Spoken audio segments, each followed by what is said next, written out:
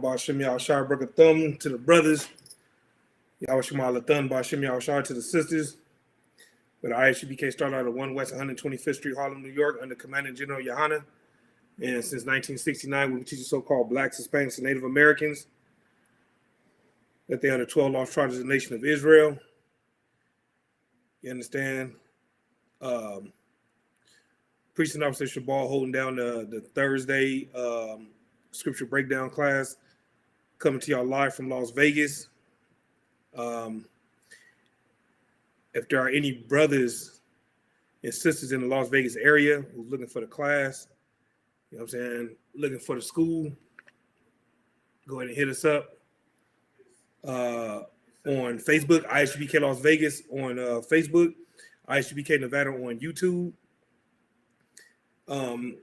What are we here for? We are here to teach you so-called Blacks, Hispanics, and Native Americans your true identity according to the Bible. And what is your identity according to the Bible? That you are the Lord's chosen people, which makes you what? The greatest people on the face of the earth. You understand? What we teach in here is something that you won't learn anywhere else, which is brotherhood and sisterhood, how to be brotherly and how to be sisterly. You understand? Them brothers out from Texas, from Captain Yatazak, you know what I'm saying, all the way down to the young man that was out there on that mission to Mexico to feed the Lord's chosen people. You understand? That is what the ISUPK is all about. You understand? Helping the Lord's people. You get my point? We didn't do it for fame. We didn't do it for glory. You get my point? We didn't do it for clicks and likes and none of that other nonsense. You know what I mean? We did that, you understand, because that's what the Lord requires us to do. You get my point? That's what's required of us. You understand? If you a so-called Black, Hispanic, and Native American, you know what I'm saying? Your job is to help your people. You get my point? And unfortunately, in these times, we're all about looking out for ourselves, and we're not worried about nobody but ourselves. You get my point? But in the UPK, you understand? We learn how to we know what it means to love our neighbors as ourselves. You get my point? And that's what we all about. You get what I'm saying? So before we get into the class, if you brothers and sisters could like and share the class, Barbara Shaw, we're live on ISUPK Las Vegas on Facebook. You can find us on YouTube, ISUPK Nevada. If you have any questions, go ahead and type them in. If not, there's a couple of things I want to go over. You know what I'm saying? Before I get into the topic, we're going to continue the topic from last week, which is really important. These classes are always important. You know what I mean? Not just the classes that are being taught out of Las Vegas, you know what I mean, but the classes that are being taught all over the world. You get my point? And right now, with everything that you're seeing that's going on, endurance is the key. You get what I'm saying? It's all about enduring to the end. You get my point? I know the so-called Haitians, you understand, the tribe of Levi, I know it's rough for them right now, and I know they're going through a lot right now, but guess what? You get what I'm saying? All they got to do is stay strong, you know what I mean, get up in this truth, you know what I'm saying, and endure the hardship, because, you know what I'm saying, when Christ returns, you know what I mean, he's going to restore order, you know what I mean, and he's gonna put us back, you know what I'm saying, in our rightful position. You get my point? Which is ruling over these other nations. You get my point? That's what it's all about. You get what I'm saying? So again, if there's anyone in the Las Vegas area, you understand, who's looking for the class, in need of counsel or anything, you get my point, just go ahead and reach out to us. You get what I'm saying? ISUPK Las Vegas on Facebook, ISUPK Nevada on YouTube. You know what I'm saying? And we'll get it on. All right. If anyone has any questions, go ahead and type it in the chat. Raise your hand. And if not, you know what I mean, I'll go ahead and get into this pre-topic, right? So while I'm waiting to see if there's anyone that has any questions or anything, right?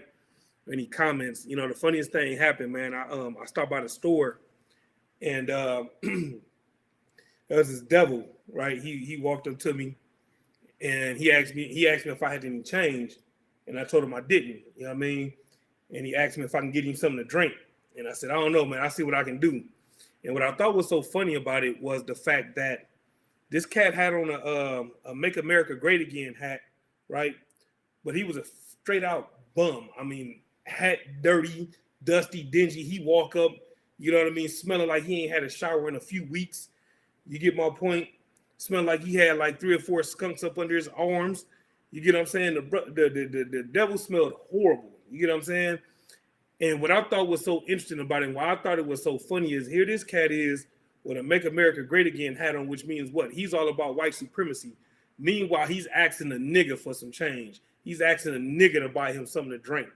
You get my point?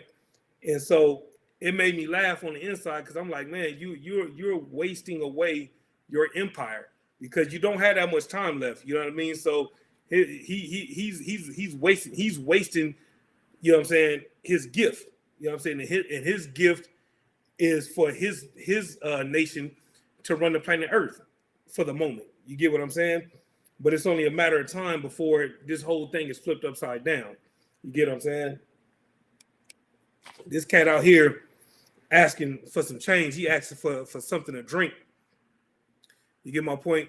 But the crazy thing about it is this same devil could take a shower, shave his beard, or whatever the case may be, and go into the bank and get a loan before any of us.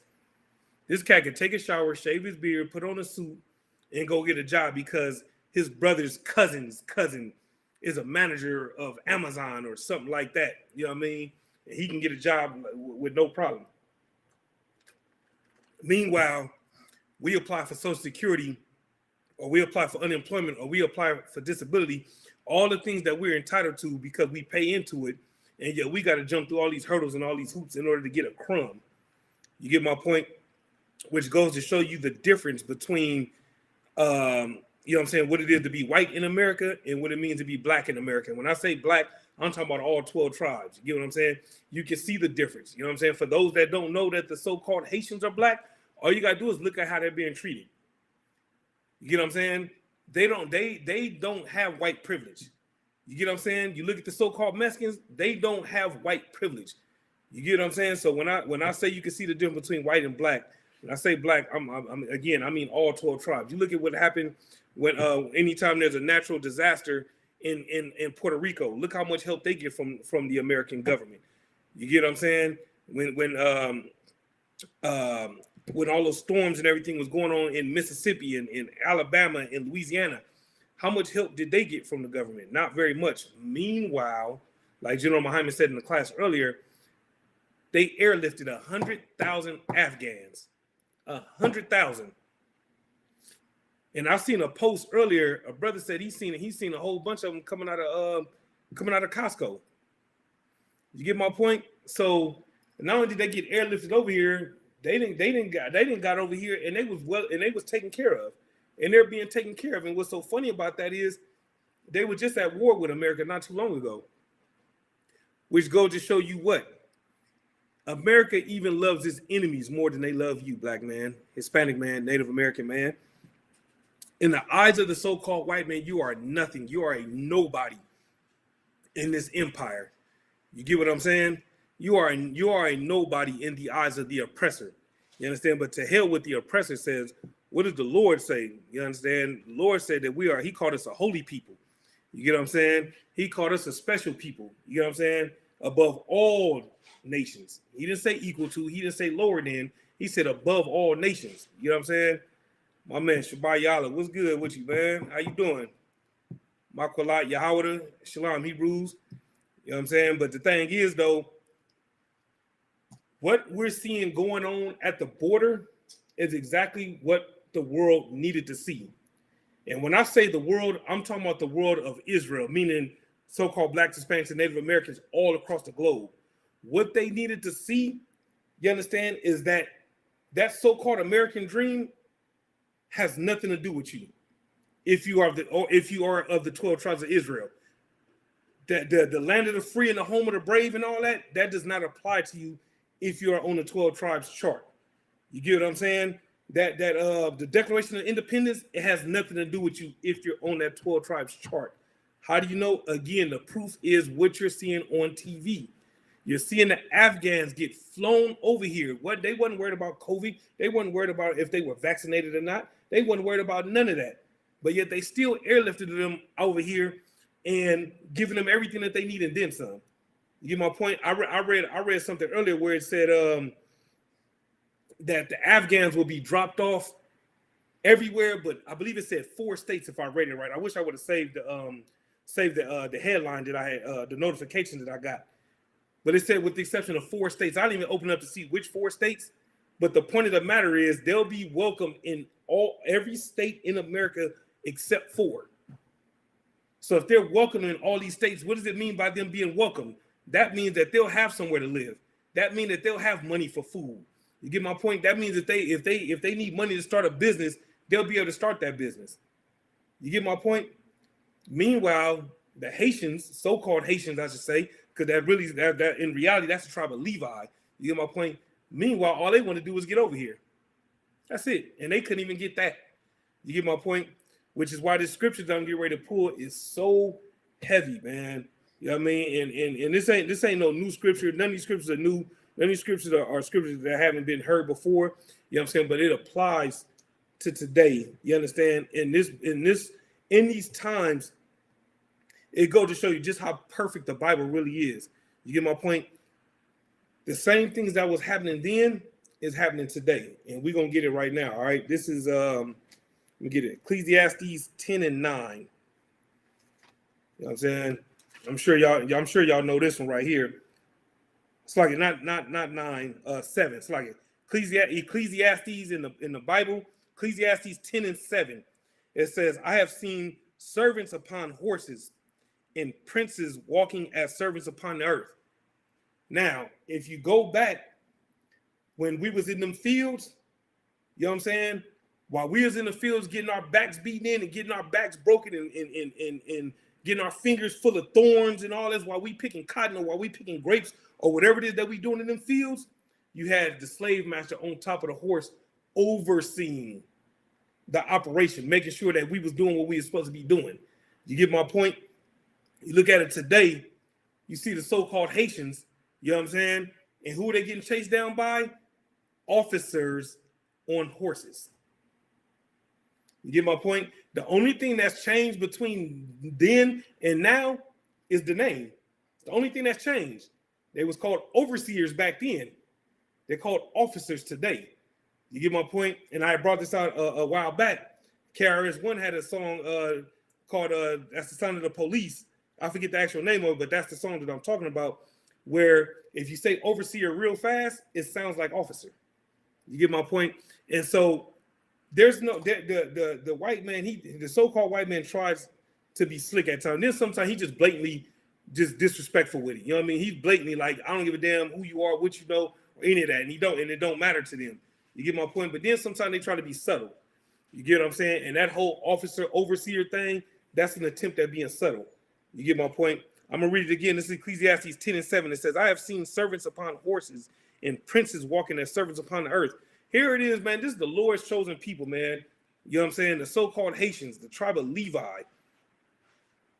And they're begging for crumbs. And these are the Lord's chosen people. Meanwhile, the oppressor, the overseer, you understand, runs this whole goddamn country, runs the whole earth. You get my point?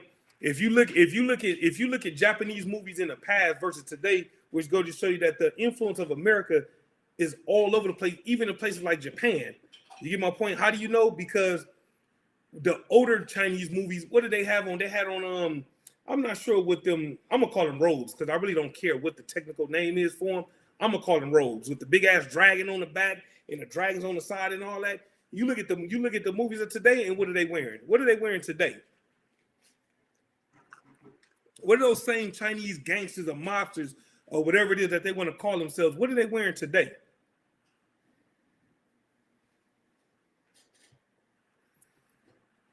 Anybody online who got it? What do you see them wearing today versus, you know what I'm saying, a Japanese or a Chinese movie from 30, 40 years ago? You know what I'm saying? Suits, exactly. That's what they're wearing now. You get my point? Because everyone has been Americanized. Everyone. You get my point? Now, mind you, the Japanese and the Chinese, they supposed to be strong and honorable and all about their history, their culture, and all these things, but yet they walk around in suits. You get my point? They doing the same shiesty, wicked, evil shit. You understand that the so-called white man is doing. You get my point? They're no different. You know what I mean? When we throw them prayers up in Psalm the 83rd chapter, you know what I'm saying, where it talks about all the nations that have come together and they are confederate against us. You know what I'm saying? What you see going on at the border is an example of them being confederate against us. Meanwhile, once again, the Afghans, you know what I'm saying, they get a free pass. They get whatever they want whenever they want. You get my point? The brother says suit and ties. Exactly. You get what I'm saying? Let me get another one. You know what I'm saying? So the thing about it is things like this as to why it is, you know what I'm saying, is us having hatred for these other nations is righteous and is lawful according to the Bible. And we're gonna get some scriptures to prove that. You get my point? But the thing about it is, what's so crazy about it is this. Before I even get into that, let me say this, man, real quick. You know what I'm saying? From Captain Cahan to Captain Yatazak, you know what I'm saying, Officer Malakwaz, Officer Shapat, you know what I'm saying, Officer Dawada, you know what I'm saying? I don't remember all the brothers' names who went down there to help feed them so-called Haitians, you understand? But it's those kind of things right there as to why, after this, you should never fix your mouth to say anything about Commander General Yohana and the ISUPK. You get what I'm saying? Because the thing about it is that for everyone that calls in across the line, for everyone that type in they negative ass comments in the chat or whatever the case may be, hey shalom, shalom, Lord in Christ. For all you sisters that call in across the line, or y'all send texts, or y'all leaving voice notes talking about how much of a hate group we are and how much we hate women and hate. All you niggas that claim that we such a hate group and that we these gangsters and we these thugs and all these other kind of things, where's the footage of y'all out there feeding them Haitians? Where y'all at with it? Everybody that want to call in and want to debate and say we don't know the scriptures, our breakdowns is wrong, and all these other kind of things. You get my point? Y'all always got something to say when it comes to these scriptures, but yet when it really comes down to it, where the hell are y'all at? These fake Israelite groups that's running around playing prophets, where the hell was y'all at? These so-called leaders that we continuously look up to, when I say we, I mean us as a nation. You get my point? These so-called leaders that y'all look up to, where the hell are they at? You get my point? I ain't heard not near one of them say nothing. Why? Because them is black folks that's in the struggle. That's why. And they don't care. They not worried about it. You get what I'm saying? They not worried about what's going on with the so-called Haitians. You know why? Because the so-called Haitians don't bring them no money. You get my point? Hey, shalom, times of war. All right, let's get some more. It's Ecclesiastes chapter 3 and verse 1. To everything there is a season and a time to every purpose under the heaven. Verse 8, a time to love and a time to hate, a time of war and a time of peace. You get what I'm saying? So why, you know what I'm saying? So this is one of a few scriptures I'm getting ready to pull as to why it is, you understand, that it's righteous for us to hate the so-called white man. You understand? Everything that he's doing is all the reasons that we need in order to hate him. For you simpletons that think it's because he's supposedly white, because we know he's really not white. You get my point? For those of y'all, or those who think we hate the so-called white man because of his stringy hair, you get what I'm saying, or you know, his blue eyes and all that stupid shit. If you think those are the reasons why we hate the so-called white man, you ain't been watching the news. Hey, shalom, it's your brother Thug. You ain't seen what's been going on with our brothers, the tribe of Levi. You haven't been paying attention to what's been going on with the so-called Mexicans for the last few years. You've been locking them babies up in cages and separating them from their parents and molesting and raping those kids. Them is kids. You understand? That you're not giving soap and water to, that you're not giving food and clothing to. You get what I'm saying? So our hatred for the so-called white man is righteous and is justified. You get my point? Let's get some more. Where we want to go? Let me get Isaiah chapter 47, verse 6.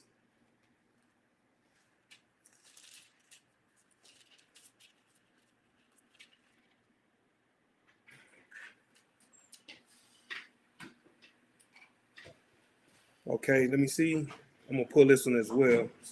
Let me see.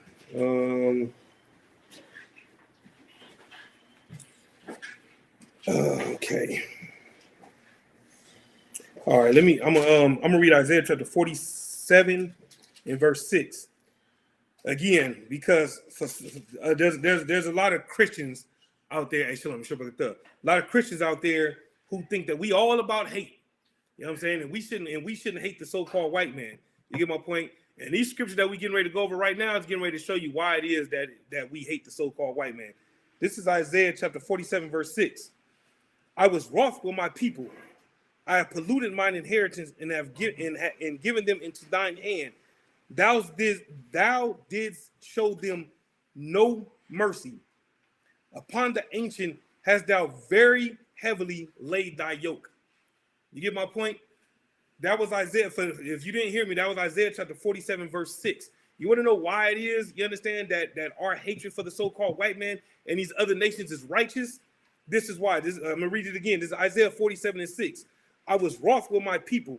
I polluted mine inheritance. In other words, the Most High had a right to be mad at us. You get what I'm saying? Because of our continuous disobedience to the Lord. You get what I'm saying? So he punished us. You know what I'm saying? The scriptures say that the Lord loving, whom he loveth, he chasteneth. I'm paraphrasing, but y'all get the point.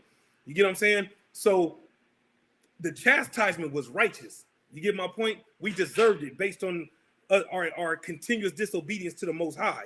You get my point? But the so-called white man having no mercy whatsoever because he doesn't know what it means to be merciful. You get what I'm saying? He went too far. You get what I'm saying? Somebody give me an example of how the so-called white man went too far. All right. The Trail of Tears. That's a good one. That's a real good one. Give me another one. Gator bait. Gator bait. Yeah, that's another good one. Because Esau took it way too far. Exactly. Go ahead. How they would make sport out of our pregnant women. Right. They would cut their bellies and put bets on how long it would take for her to bleed out. Mm-hmm. And then also the side bet would be which would die first, the child or the woman. You get what I'm saying? Those are examples of how they took it too far, how they had no mercy on us, right? Anybody else? What's another example? What's more evidence that the so-called white man took it too far in his punishment of us? I'll give you one of my, for lack of better words, one of my favorites. You know what I'm saying? And I definitely don't mean favorite in a good way, but one of my favorites is the fact that they took our identity from us. Them taking our identity from us is why we converted to Judaism. Damn, Taz of War, you got it. That's it right there. Not only did they take our identity from us, but they stole it in the process. Right. Because they're going around calling themselves the Jews. You get my point? And so now they've inherited a land that don't even belong to them. You get what I'm saying? That's how they that for me, everything that you said, Iraq, is indisputable. You get my point? Can't argue nothing that you said. Right. You get my point? For me, taking our identity, you understand, it starts there, and it's just a trickle down effect from there. You get my point? Because the thing about it is, them taking our identity is again why we convert to Judaism. Why it is that we convert to what is it? How do you say it? Rastafarianism? I think that's how. Who cares? This Buddhist. What's Islam? What's the other one? Catholicism, and all these different things. Why? Because we don't have no identity, and so we going around just seeking refuge. You get what I'm saying? We looking for all these other gods. Was it Hinduism? That's why that's where the whole dreadlock thing come from. You get my point? We're doing all these things, you understand? Because we don't know that we're the brothers and sisters that this book is talking about. We're the ones that this book was written for, but we don't know it. You get what I'm saying? Because they took our identity. You get what I'm saying? They gave us a slave version of the Bible. Took out all the things that Nat Turner read. You get my point? Took out all those things because what they didn't want is another Nat Turner. That's what they didn't want. Right. You get what I'm saying? But guess what? We don't need a Nat Turner. You want to know why we don't need a Nat Turner? That's the answer. That's the only answer you can give. You get my point? And with Commander General Yohanan, you understand? You get a General Muhammad, you get a Captain Todd Ward, Captain Mashak, Captain Gadalhar. You get what I'm saying? Captain Ahmad. I can go on and on and on and on and on. You know what I'm saying? Because of Commander General Yohanan, that there is a Captain Yatazak. You get my point? There's an Officer Malakwas. You know what I'm saying? An Officer Shapat, Officer Dawada. This is why these brothers exist.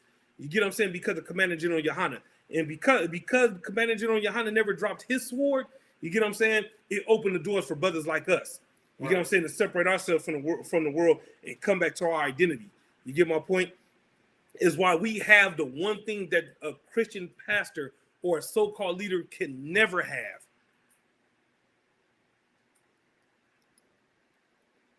It's one of my favorite words. What is one of the things that you gain when you come into the truth? All right? That's it. What's the proof of the compassion? The brotherhood. The brotherhood. You get what I'm saying? What them brothers saw going on with them so-called Haitians and what they did and why they did it was driven by compassion and brotherhood. Right. You get my point? Them brothers drove for hours. You get what I'm saying? For hours. Go ahead. If I may, the officer, Karab, he was saying that it was basically a 24-hour mission. Most of them got absolutely no sleep because they was constantly on the move trying to get to where they need to be and have everything prepared so that they can, basically serve the Haitian brothers. 12 cars in a truck. Right. A truck that was so heavy that you know what I'm saying, they could only do 40 miles an hour. Right. Because the truck loaded with goods. Right. You know what I'm saying? Not for Captain Yatazak. You know what I'm saying? Not for Officer Dawada. You get my point? Not for Officer Karab out of Killeen. Now, them supplies wasn't for them. You get my point? Them supplies were for all them brothers and sisters over there, them so-called Haitians over there. You know what I'm saying? That got jammed up by the oppressor. Right. You get my point? So Isaiah 47:6, you understand, is an example as to why it is that it's righteous for us to hate the so-called white man. You get my point? Earlier I read Ecclesiastes 3, verse 1 and verse 8. You get what I'm saying? Ecclesiastes 10:7. You understand? As another is more scriptures as to why it is. You understand that our hatred for the so-called white man is righteous. Let's get some more. Let's get Psalms 137. Go.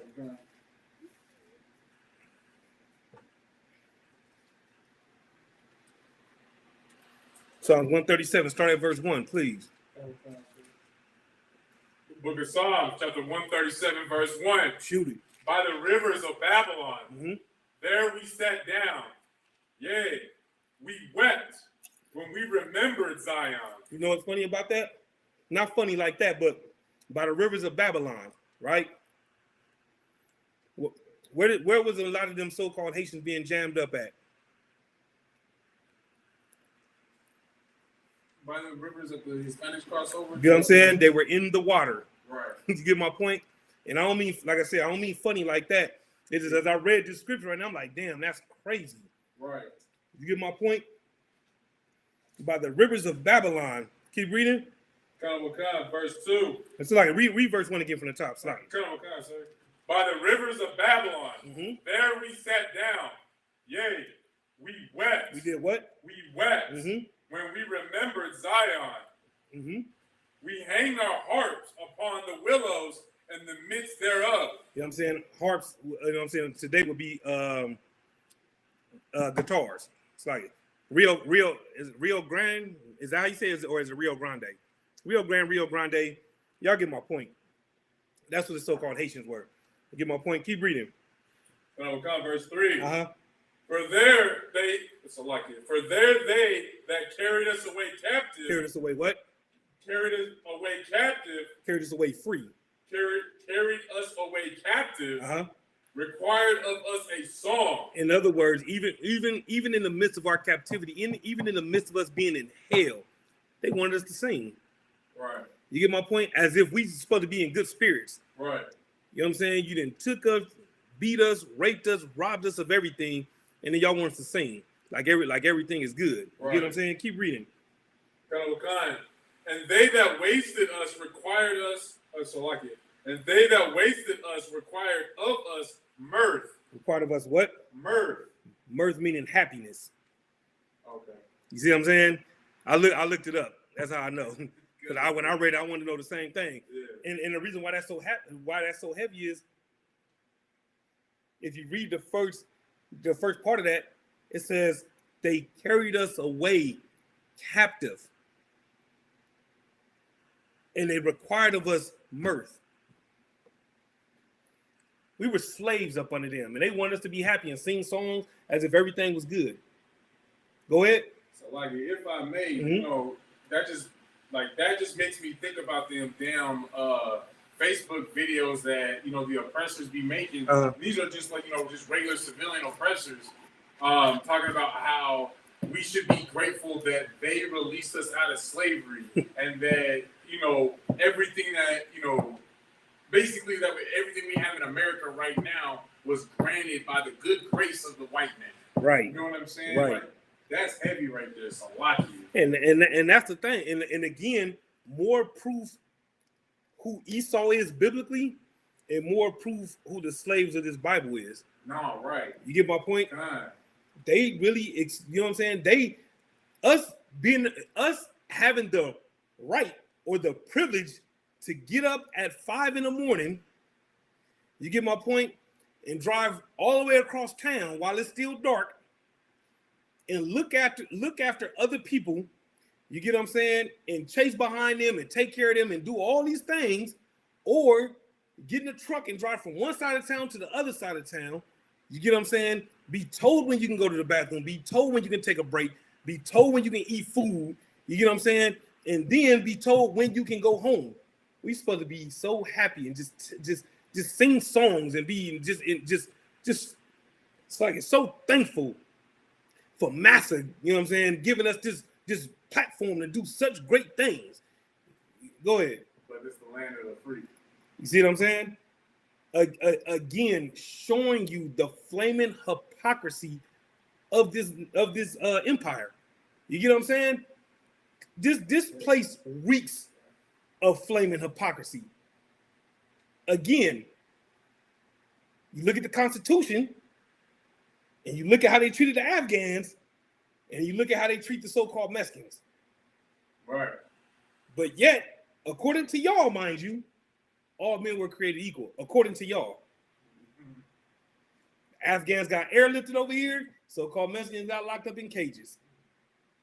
One nation under God, according to them, though. You get my point?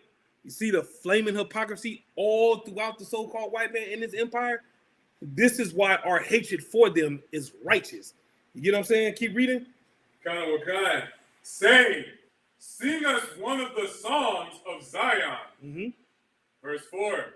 How shall we sing the Lord's song in a strange land? Read that again. How shall we sing How shall we sing the Lord's song in a strange land? How shall we sing the Lord's song in a strange land? He's asking. Right. You know what I'm saying? Like, wait a minute. You didn't took us away captive. You understand? You want us to be happy and you want us to sing? Like that's like, think about it. You get what I'm saying? Is everything that's going on, man, is so biblical. These things have to happen. As painful as it is to see what's going on with these other tribes, it's painful as hell. But these things have to happen in order to show you who the oppressor really is. Right. You get my point? Because the average Haitian that's been over here for years, who's a supervisor at a Starbucks or something like that, making in his mind what he think is decent money because he remember what it was to live in Haiti. You get my point? He got his apartment, you know what I'm saying? He got him a little dog, got his kids and all that, got him a girlfriend and all that. So in his mind, life is good. You get what I'm saying? So in his eyes, the so-called white man ain't did nothing to him.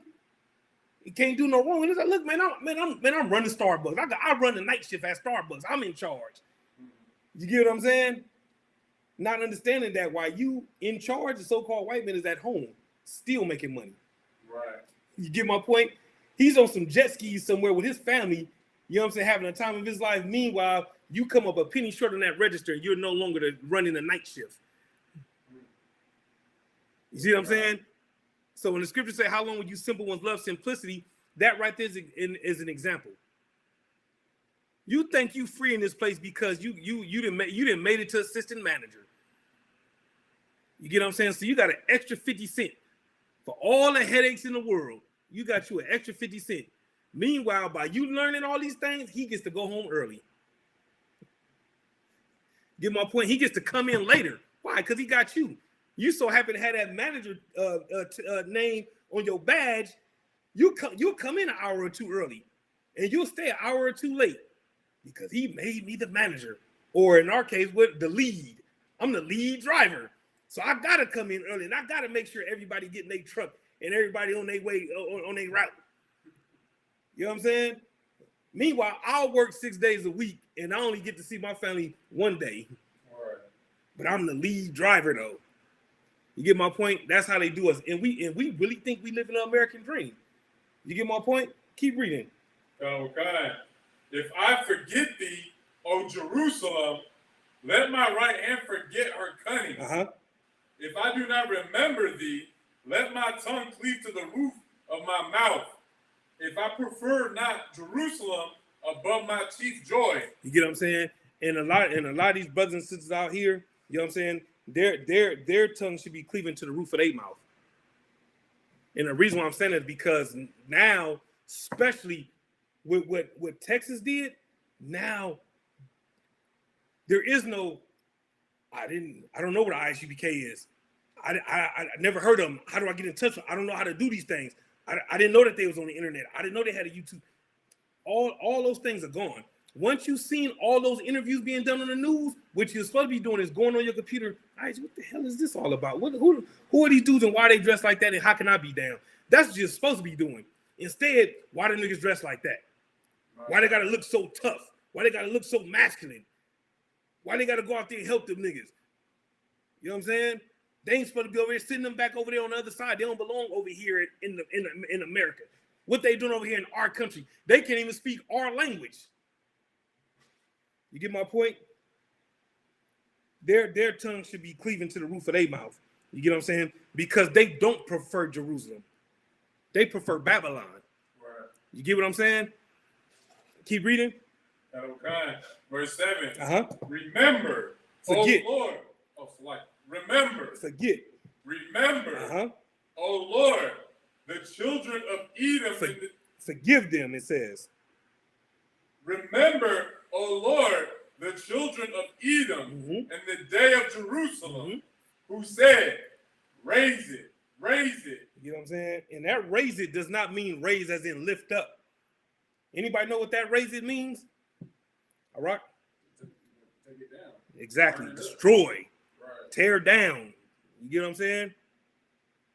Nah, real talk. Texas did open up the airways. Damn right. Which is something that we pray for all the time. You know what I'm saying? Again, Barakatah Yahweh Yahweh Shai. You know what I'm saying? Keep reading. Kind. Even to the foundation thereof. O daughter of Babylon, who art to be destroyed. Who art to be loved. Art to be destroyed. Who art to be forgiven. Who art to be destroyed. Who art to be destroyed. It says, O daughter of Babylon. You get what I'm saying? That's talking about America. Keep reading. Happy shall ye be that rewarded thee as thou hast served us. So you want to know why we go out on them corners? You know what I'm saying? And we beg and plead with the Most High to send Christ back. We beg and plead with the Most High to send them angels down here. We beg and plead for the Most High to turn this place upside down. Why? Because it's biblical. You know what I'm saying? And if you're a so-called Black, Hispanic, or Native American, you should be asking the same goddamn thing. Right. You should be begging. First of all, you should be begging for the Lord's mercy. Actually, no, let me take that back. First of all, you should be thanking the Most High for being merciful because you're still here. You get what I'm saying? You should thank him for being merciful. Then you beg him for more mercy as you clean yourself up. And then as you're cleaning yourself up and you're changing your life, you're supposed to beg the Lord to send Christ and them angels back, you understand, to restore the lost 12 tribes of the nation of Israel. Right. That's what you're supposed to be doing. You get my point? So we're reading right here where it says, happy shall he be that rewarded thee as thou hast served us. You get what I'm saying? That don't sound like God loving everybody. Unless I'm in, you know, this is my own interpretation, right? Maybe that's what I'm doing right now. I'm misusing the scriptures right now. Right, that's mine. This my interpretation. You know what I'm saying? This really ain't what the Most High wants. You know what I'm saying? Like we're reading the tampered, you know what I'm saying, version of the Bible right here. You know what I'm saying? We put our own words in here to fit what it is that we trying to do. Because, you know, we got a hidden agenda. Right. You get what I'm saying? Keep reading. Verse 9. Happy shall ye be. Sad. Happy shall ye be. Depressed. Happy shall ye be. Ashamed. Happy shall ye be. That taketh and dasheth thy little ones against the stone. You get what I'm saying? That sounds just like Trail of Tears. It sounds like the Trail of Tears all over again, except in reverse this time. You get my point? And that's righteous. You get what I'm saying? If you're a so-called Black, Hispanic, or Native American and you don't want the same thing, you need to look yourself in the mirror and ask yourself who the hell you are and where did you come from? Right. You get what I'm saying? Like, you cannot be in love with America that much to ignore the things that's happening to our people. Right. And if you are, you should be ashamed of yourselves.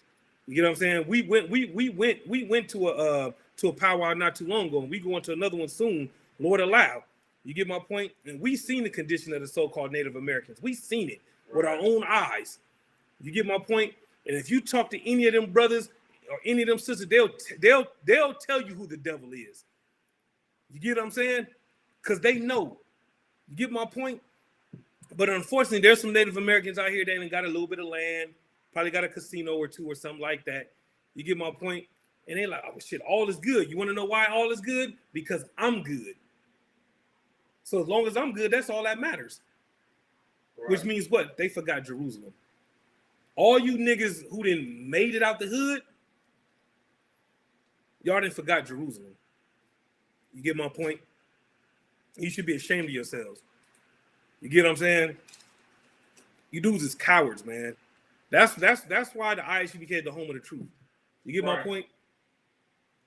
Because we'll take on the backlash, we'll take on the criticism, and we'll take on anything that comes along with doing something that you cowards don't have the heart to do, which is speak up. You get what I'm saying? Be a voice for the voiceless. You get what I'm saying? Them brothers knew that they was taking a chance when they got on that road. You understand? They know that the cartel is all throughout Mexico. But you know what they knew, which was even more important than them knowing that the cartel was in Mexico? What did they know that's even more important than the cartel being in Mexico? That the Lord was with them. That's why when we go out on them street corners, we have no fear. Right. Because we know that the Lord is with us. You know what I'm saying? When we go to camp out here in Vegas, or we go to do our flyer missions, or we go to do our boots on the ground series, we on the historic west side of Vegas. And anybody from Vegas or anybody that knows anything about Vegas knows that it be popping on the west side of Vegas. And we be right in the heart of it with no fear. That new camp spot that we got, what's that, Maryland and is that Flamingo? Yeah. Where the Walgreens is at? Yeah. You know what I'm saying? Because that's a very peaceful neighborhood over there, right? No crime, no drugs, no crack addicts, no none of that. Just nice and smooth and peaceful, and just people walking the street holding hands and walking around with flowers and the whole thing, right? Nah, ain't nothing like that. But we're gonna still go over there and we're gonna get down. Right. You know why? Because we know that the Lord is with us. You get what I'm saying? We gonna do what Creflo Dollar will never do. You get what I'm saying? We're gonna do with any of your other so-called leaders that y'all look up to. We're gonna do what they can't do. You get what I'm saying? We're gonna do what Nick Cannon could never do. You get my point? Y'all that look up that still continue to look up to these celebrities, because y'all too simple to know that these cats, despite being millionaires many times over, ain't nothing but slaves. How do you know? Because of the type of music that they make. The music that they make is proof that they're slaves. Right. You get what I'm saying?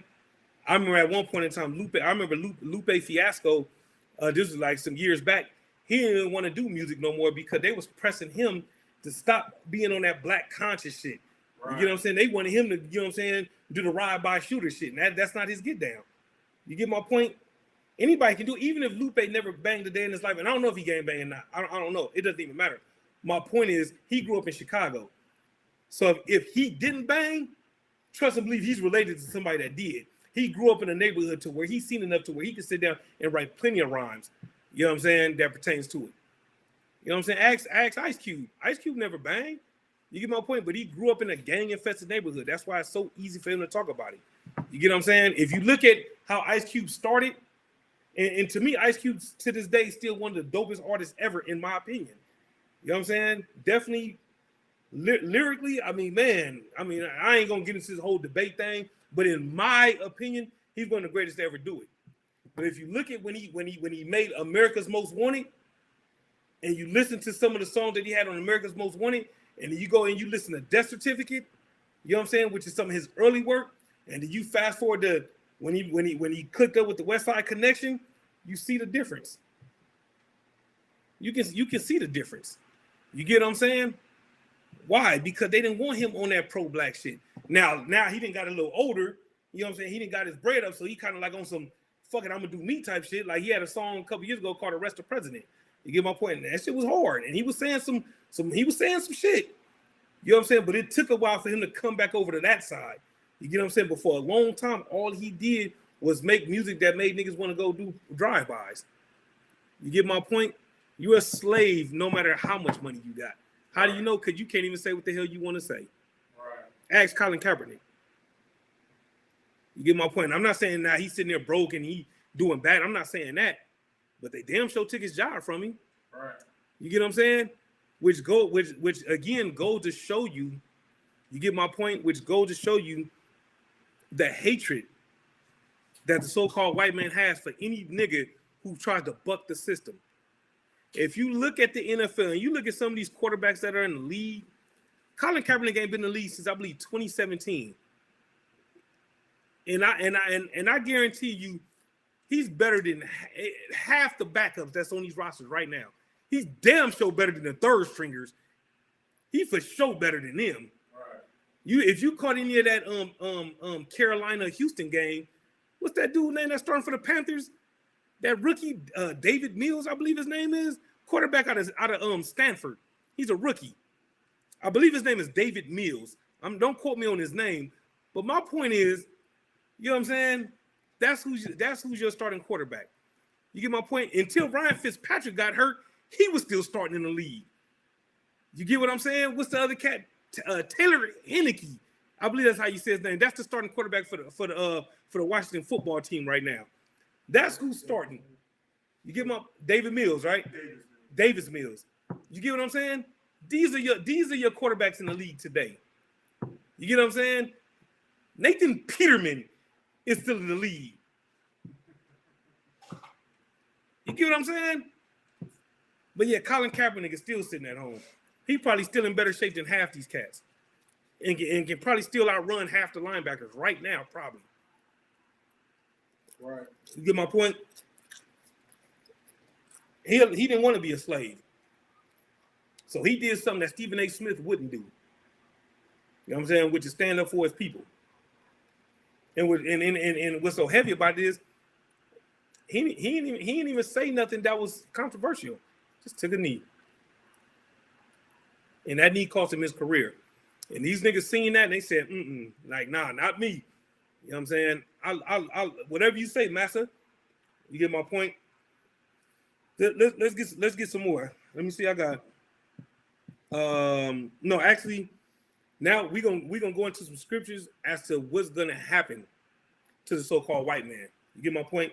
Because the thing about it is, these first few scriptures was going over why it is righteous, why it's righteous for us to hate the so-called white man. You get what I'm saying? We pulled Ecclesiastes 10 and 7, Isaiah 47 and 6, Ecclesiastes the 3rd chapter, verses 1 and verse 8. And then we went to Psalms chapter 137. We read the whole chapter in Psalms 137, right? Let's get Revelations, right? Let's get Revelations chapter 18. Let's get Revelation chapter 18, verse 6. For those out there, despite everything that's going on today, for those who still want to have some compassion for the so-called white man, which before we read this scripture, right? There was a shooting in Tennessee. I believe it was Nashville. I believe it was. Let me look. I say the story. This is from CNN.com. CNN. There was a shooting at a Kroger in Tennessee, right? This was in Collierville, Tennessee, right? The shooter died of a self-inflicted gunshot wound, right? 1 died and 12 were injured. Now, when I got this notification, this was a few hours ago. So I don't know if any more people died since then or none of that, right? At the time when I got the notification, there was one dead, two if you include the shooter, right? Why is it that I keep saying the shooter? Anybody want to take a shot? Why is it that I keep saying the shooter? All right. That's what they label him as, because to protect what he is, because he's a white man. More times than not. When the nigga, think about it. If that's first of all, where the fuck is Collierville, Tennessee? First of all, like I understand, I'm familiar with Tennessee. Collierville, Tennessee? Are you serious? So just the name of it alone lets you know what time it is. You get my point?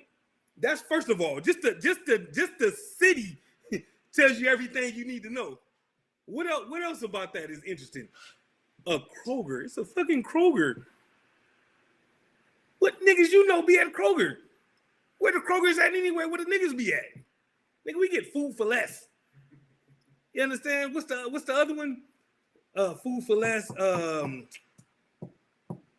We get the ghetto rundown Walmarts. You get my point? What's another one? Smith's.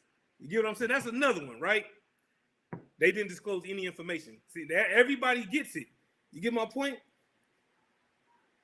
Collierville, Tennessee, a Kroger, a shootout.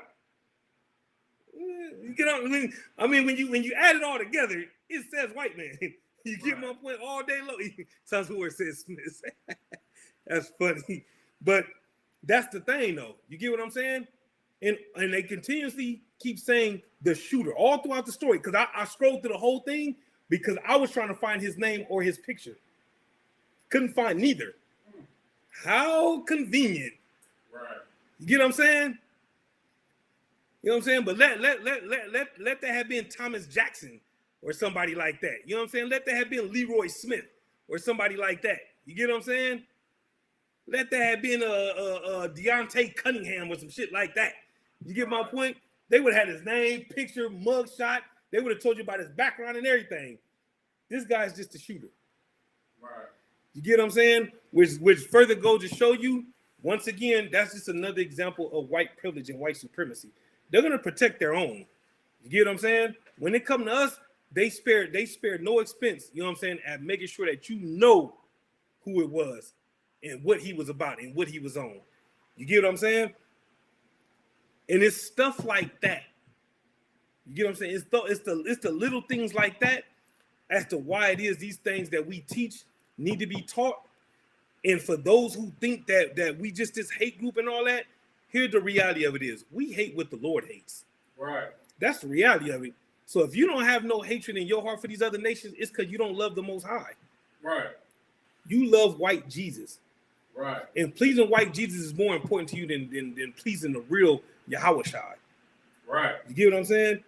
Because we finna read out of the Bible, and there's gonna be somebody that's watching this class that probably go back a little later on and check out the class or this class or General Muhammad's class or something like that. And like, there go them niggas again with that hate talk again, even though we reading right out the Bible. Right. You get my point? Let's get it, man. Revelation chapter 18, verse 6. God, the book of Revelation, chapter 18, verse 6. Shoot it. Reward her, even as she rewarded you. Uh-huh. And double unto her double according to her works. According to what? According to her works. According to what? According to her works. That didn't say according to her love. Right. You get what I'm saying? That's it according to her works. You get my point? What they're doing to them so-called Haitians, that's their works. You get my point? Go ahead.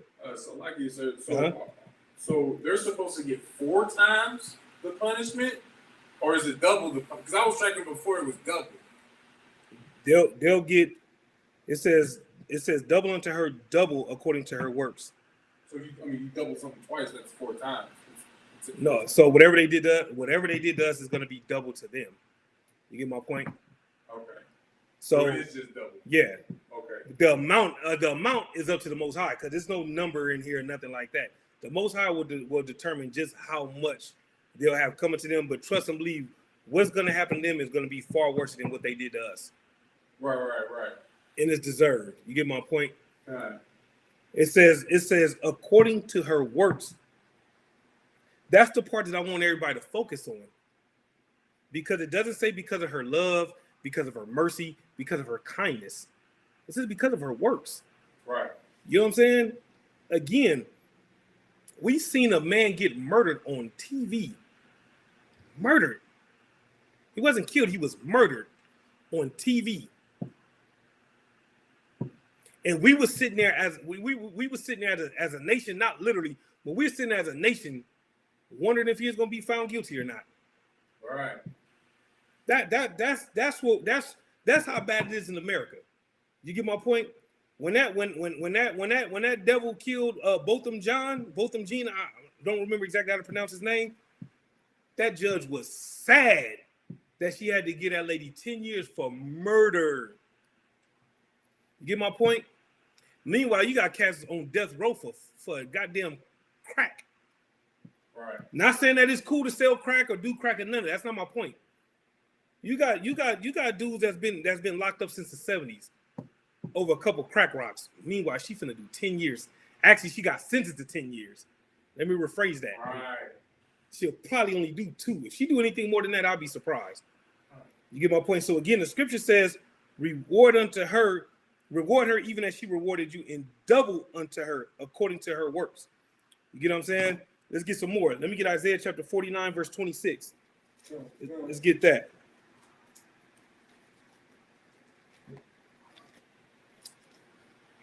Is it 49 and 26? Mm-hmm.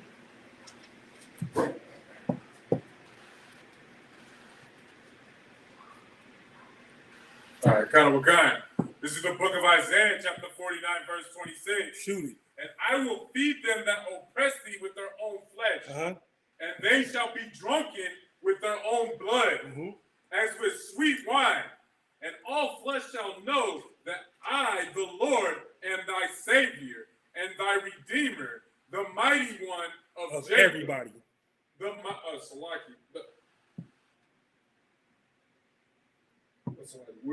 mighty one of the whole world. The mighty one of Jacob. The mighty one of the whole world. The mighty one of Jacob. The mighty one of Jacob. You know what I'm saying? There's a few things to unpack in this scripture right here. One of them is, it said the mighty one of Jacob. You get my point? And that O is capitalized. So who's that talking about? Christ. Talking about the Most High. Oh. You get what I'm saying? It said, I, the Lord, am thy Savior and thy Redeemer, the mighty one of Jacob.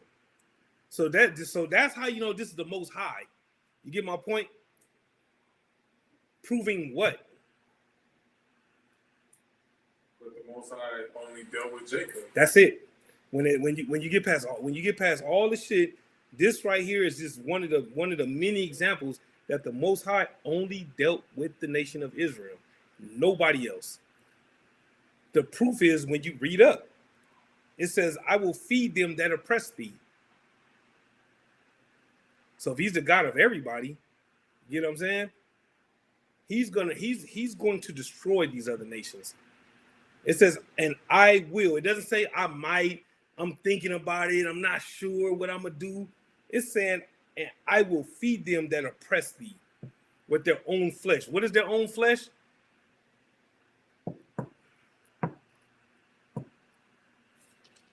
What do you think their own flesh is? Go ahead. Is it their own works?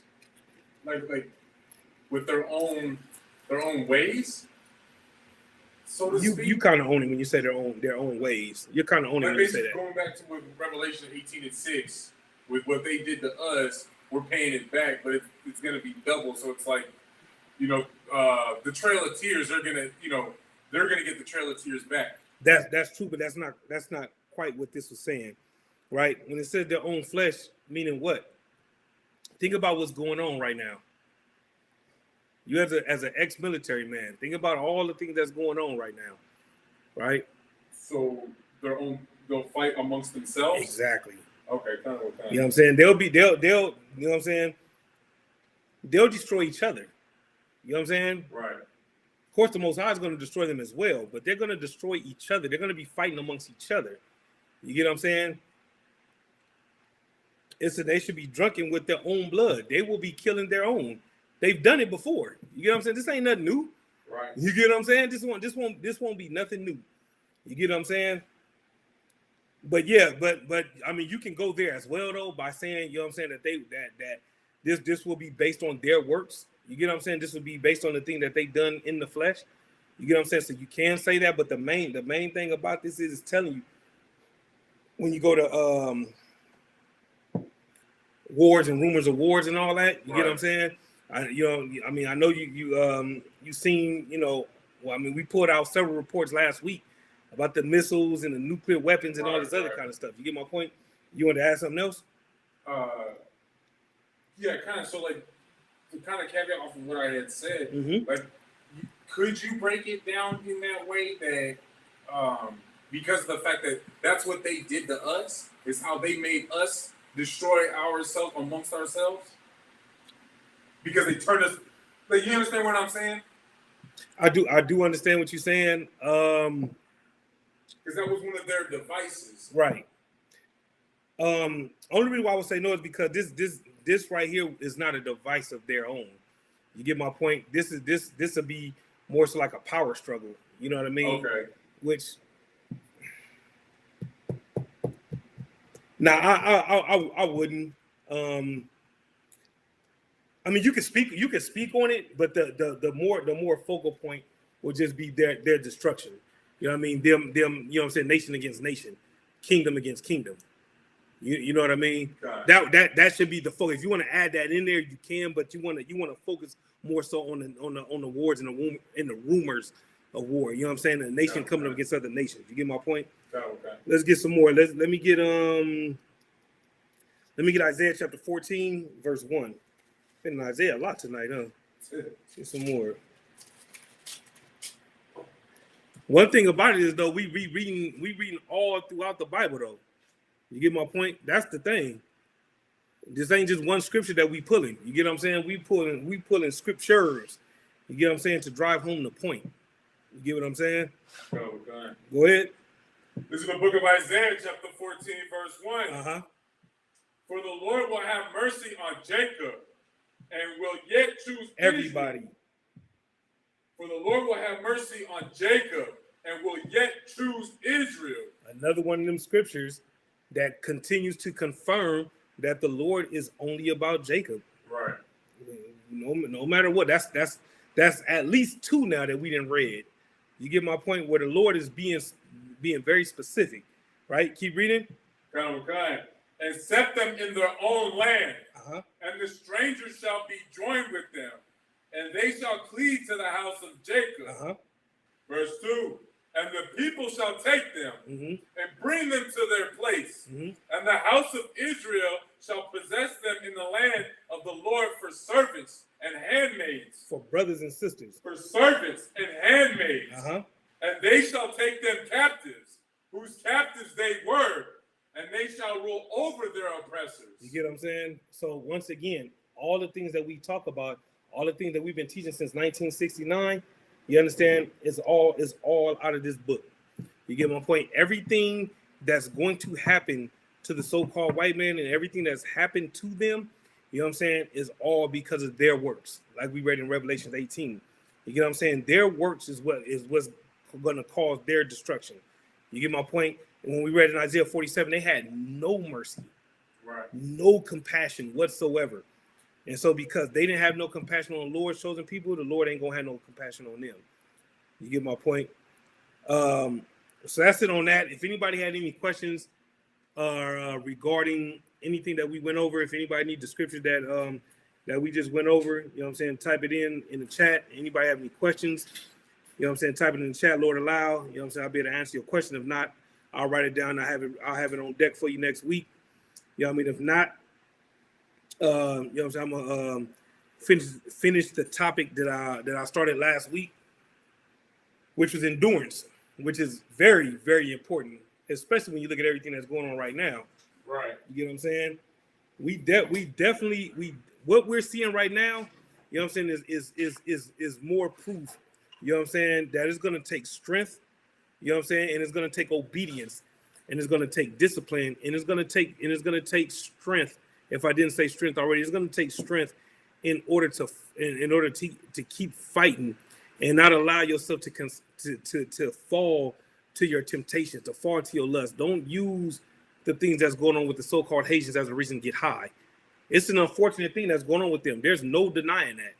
You know what I'm saying? I'm never going to say, you know what I'm saying, you should pour a drink because of what's happening to them. I'll never say anything like that.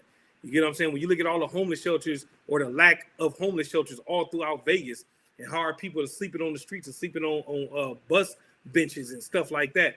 You get what I'm saying? You'll never hear me say we should have a drink to that. You get my point? All these things are unfortunate. You know what I'm saying? But these things are not to be used as excuses to go get high.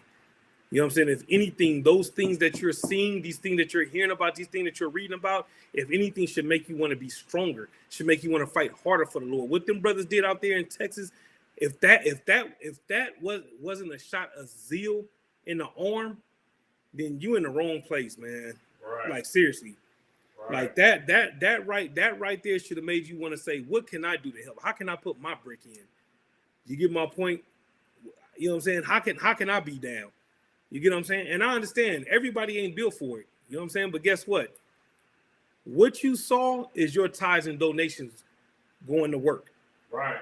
You get my point? Like General Muhammad said earlier, Commander General Yohana does not take that money and go buy Maseratis and Porsches and Rolls Royces and jets and all this other kind of stuff. No, he went and fed the so-called Haitians. Right. You get my point? There's a food program in damn near every city, and we're working on one as well. The Lord allows, sooner than later, we'll be distributing food to our people as well. We'll be distributing clothes to our people as well, Lord willing, sooner than later. You know what I'm saying? Why? Be off the back of Commander General Yohana and the sacrifice that he's willing to make every goddamn day. He puts everybody before he puts himself. You get what I'm saying? And that's what it takes to be in here. You understand? And that brother been in here since what, 84, I believe? He been in the game since 84. Something like that. General Muhammad been around since the early 90s. You get my point? And how is it that them two brothers are still here?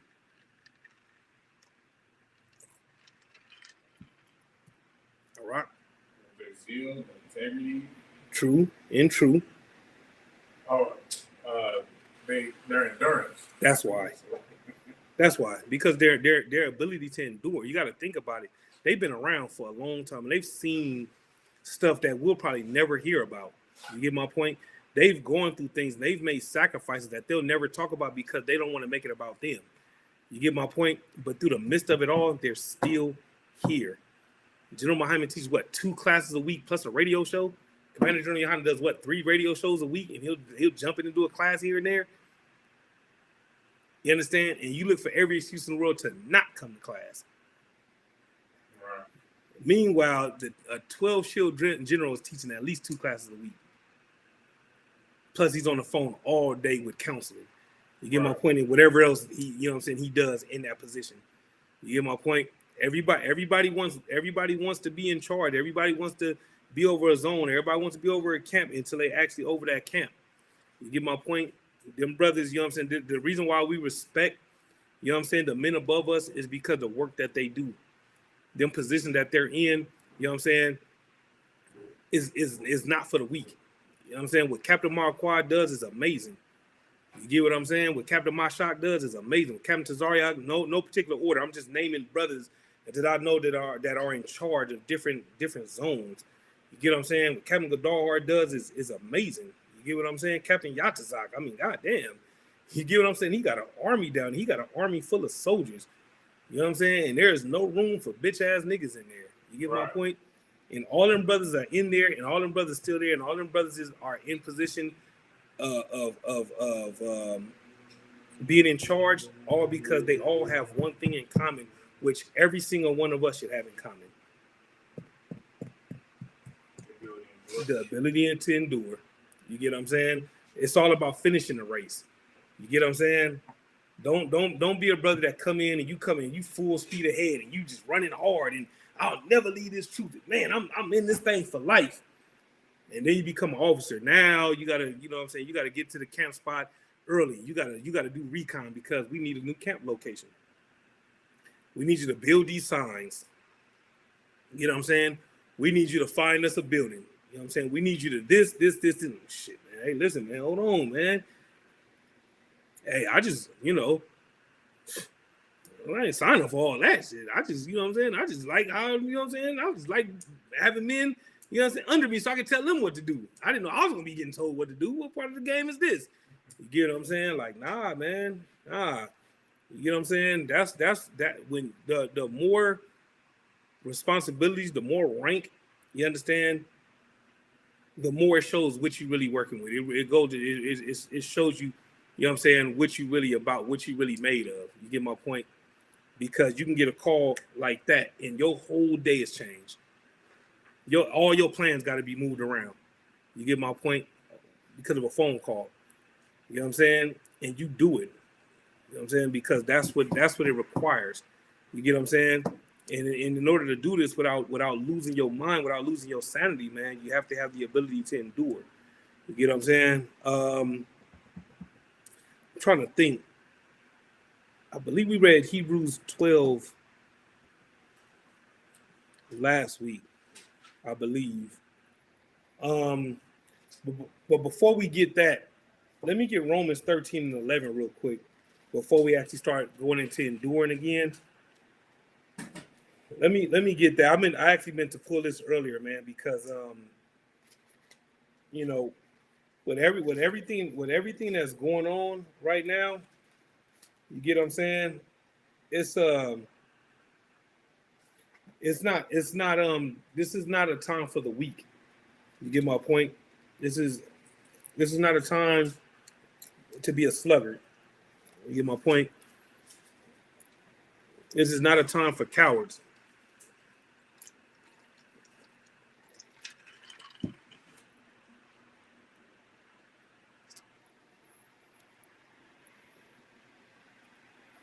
I got it.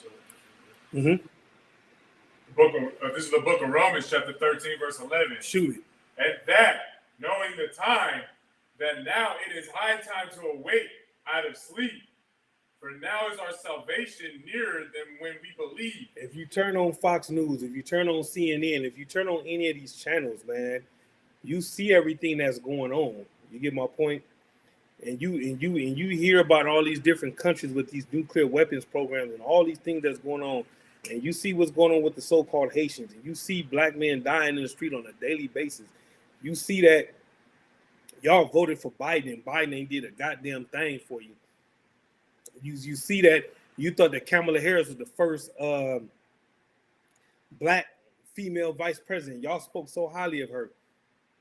Now, what are we? What, 9 months in, 8 months in, or something like that? And she's not done a goddamn thing. Right. Not a thing. Right. You get my point? So when the scriptures say it is high time to wake out of that sleep, what is the sleep? I mean, you can go a couple different directions, but I'm looking for something specific. What is the sleep? Just based on what we just went over right now, what is the sleep? Like the ignorance to the world that we actually live in. That's true, but give me some more. You're right. Give me a little bit more though.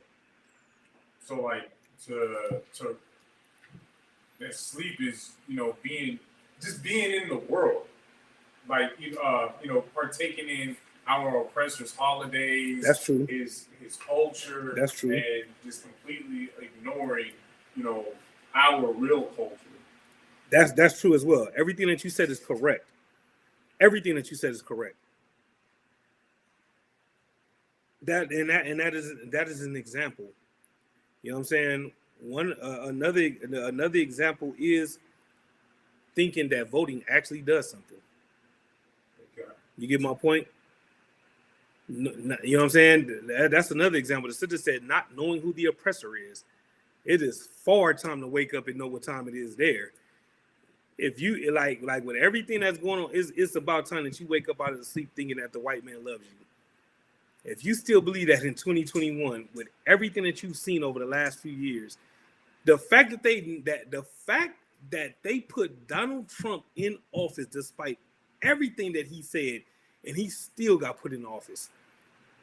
If that right there does not tell you who the so-called white man is, you still asleep. Go ahead. Don't forget the fact that people still want it back. That's the other thing. Like I said, the bum that hit me up at 7-Eleven, he had on the Make America Great Again hat, Right. which I thought was hilarious. All right. You get what I'm saying? The sister said I should have told him, ask Trump for $1. You know what I'm saying? Ask Trump to buy you a drink while you got that dumbass hat on. You know what I'm saying? That's what you do. Where's your hero at now? You know what I'm saying? You sitting out here looking dingy and smelling bad, and you know what I mean? You look like hell. You get my point?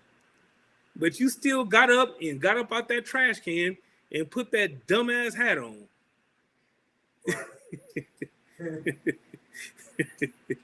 You know what I'm saying? Let me make sure I wear this hat. You get my point? And that's the thing. Like, which goes to show you just how stupid he is, though. You know what I'm saying? Because if you think about it, you supporting a dude that don't support you. It's obvious because you eating out of trash cans. Right. He probably sleeps behind that 7-Eleven. You know what I mean? He probably literally sleeps behind that 7. He probably takes those crates and lay them out and make a pallet and get some cardboard out the trash can when they throw out the trash from the frozen wings and the meatballs and all that shit. And he probably takes those boxes and lays them down flat, you understand, and makes a pallet and stacks them on top of those milk crates back there. You know what I'm saying? He probably does all that. You get what I'm saying? And he washes his face with that water that comes out that drain. But yet he don't forget to put that stupid ass hat on. Right. And had to ask a nigga to buy him something to drink. Boy, I'm trying to listen, man. I don't even think y'all understand what that did for me, man. He walked up to me. He said, "Can you spare some change?" Nah, I ain't got no change. I mean, can you buy me something to drink? You know what I'm saying? But you're supposed to be better than me. Right. I bet you that hurt his soul. I bet you it killed him. You know what I'm saying? To see me walking in that store. Because I didn't need no change. Right. You know what I mean? I was doing just fine. I wanted her to give me some ice. You know what I mean? I'm chilling. It's all good. You get what I'm saying? I know ain't no thing. You get my point? This cat right here, man. If you could just give me something to drink. You know what I'm saying? It reminded me of that heathen, you know what I'm saying, that was begging Christ for that crumb. And I'm in no means comparing myself to Christ at all. So please don't turn this in. Oh, that nigga think he don't be stupid. Right. The point is that heathen, you know what I'm saying, who think that she comes from a line of people that's better than everybody, had to go to the nigga. Right. That's the part that I want everybody to see. Not that I think I'm Christ, because I'm far from it. You get my point? We just come from the same tribe. That's about it. You get what I'm saying? I pray, you know what I'm saying, that I can come anywhere near the standards of our King. That's what we all fighting to be, just like Christ. You get what I'm saying? But my point is, though, it was just funny to me, man. I was really tripping out, like, man, look at this dusty ass bum ass devil walking up to me asking me for some goddamn change. It was funny to me. You know what I'm saying? And but anyway, you know, the thing is, though, but yeah, not knowing who the oppressor is, you know what I'm saying? That, you know what I'm saying, we need to wake up out of that sleep. You get my point? What's another example of the sleep that we need to wake up out of? This is a heavy one right here. This one right here, this is a heavy one. The hint is this whole Bible. Oh yeah. The fact that, you know, we worship a white Jesus, that sleep of, you know, worshiping the wrong God that isn't even found in the Bible, but yet that's who we worship. That's true. You own it. You're right. You're owning. You right there. That's not quite what I was looking for, but that is true. You know what I'm saying? But not quite. The fact that we put the white man on a pedestal as God. We definitely need to wake up from that as well. You know what I'm saying? That's still not it, though. That God isn't for everybody? That's it right there. God does not love everybody. You need to wake up out of that sleep. Think about it. When we go do them marches and all that, we marching hand in hand with the same people that's killing us. Right. We need to wake up out of that sleep. You get what I'm saying? That's a good one as well. That a white man wrote the Bible. That's a good one as well.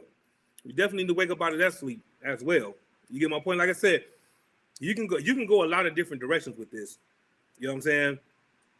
Another thing, you know what I'm saying, that we sleeping, that prove that we still asleep is thinking that the ISUPK is a hate group. You need to wake up out of that sleep. Right. We're anything but a hate group. You get what I'm saying? We love our people. You know what I'm saying? And we prove it. We don't just say it, we actually prove it. Go ahead. Right. I don't see the KKK going around, donating clothes and food drives and whatnot, but what do I know about a hate group? Right. You see what I'm saying? Right. But yet, you know what I'm saying? Like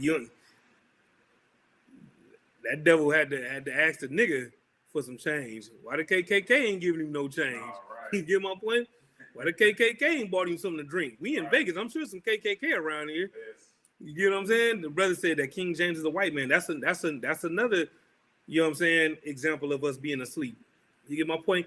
And all those two things that brother said, because it's the same brother that's saying, those two things that he said are the excuses that brothers use as to why they don't believe in the Bible. Right. But what's the reality, though? They believe in it. It's just they don't want to change their ways. That's what it is right there. That's the reality of it. They like getting high. Right. At the end of the day. So if you say that King James is a white man, or that the white man wrote the Bible, say I ain't gotta listen to the white man. But you get a call from that white man tell you better bring your black ass to work, nigga, you going. Right. But it's my day. So what? Hey man, be here at 2:30. You're gonna be there at 2:10. You get what I'm saying? But white man. Okay, yeah, you say that shit all you want to, but like I say, white man call you tell you bring your black ass to work and you coming to work. You get my point? So those are examples right there, though. You know what I'm saying? Of us being asleep. And it's crazy because there's so much information out there, so much stuff that's available today that it's really no excuse for us to be asleep still. It's like the reality of it is, though, it's easier to be asleep. Right. That's the reality of it. You know what I'm saying? In their mind. Why? Because I like white people. You get what I'm saying? I like hanging out with white people. You know what I'm saying? All my friends are white. You know what I mean? Whatever the case may be. I like cocaine. You know what I'm saying? Whatever you can think of. You know what I'm saying? Thanksgiving is right around the corner. It's my favorite time of the year. You get my point. I love dressing up for Halloween. You get what I'm saying? Like you're trying to take these things away from me, and I love these things. You know what I'm saying? So it's easier for me to stay asleep because then that way I can still get high and be 47 years old and wear a goddamn costume. Like if you think about that, I mean, I ain't gonna go too far into that, but Halloween in itself just go to show you just how asleep we are as a nation when you really think about it, because we go all out for them Halloween parties. Let the job tell a nigga he ain't got to wear his uniform. He can come in a costume, man. Listen, that nigga might make his own costume. You understand me? And these females, man. Listen, I'm for the, cause I know YouTube checking us out. So I'm gonna stall the sisters out, man. I'm gonna stall them out. I know. All I'm gonna say is every sister's gonna want to be dressed like a cat. You get my point? Why? Because it gives them one more opportunity to show everybody they cat. Right.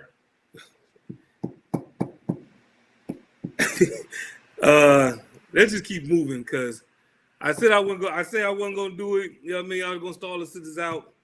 You know what I'm saying? I know YouTube, you know what I mean, it's locky, but I'm just saying though, it ain't like I kind of wish the idea works where you could do that, just so you can see, you know what I'm saying? Like, oh, I'm dressed like this because I'm dressing like Nicki Minaj. Well, I'm dressing like Megan Thee Stallion. No, you're dressing like yourself. You just ain't got the uniform on. You just being you. This the real you right here. That's all. But because you got to wear a uniform, you know what I'm saying? Nobody really knows that's the real you. You get my point? That's all. You know what I'm saying? So like you tell a man, listen, man. Let me tell you something. Now you know what? The bottom line is, right? Let's just keep it pushing. The bottom line is that it's high time for us to wake up out of our sleep, man. You get my point? It's so much going on in this empire to show just how destroyed we are as a nation, and for us to keep turning a blind eye to it, man, is really disgusting in reality. You know what I'm saying? And we really should be ashamed of ourselves because as a nation, we have no spine at all. We won't stand up to nothing, not without the white man walking side by side with us.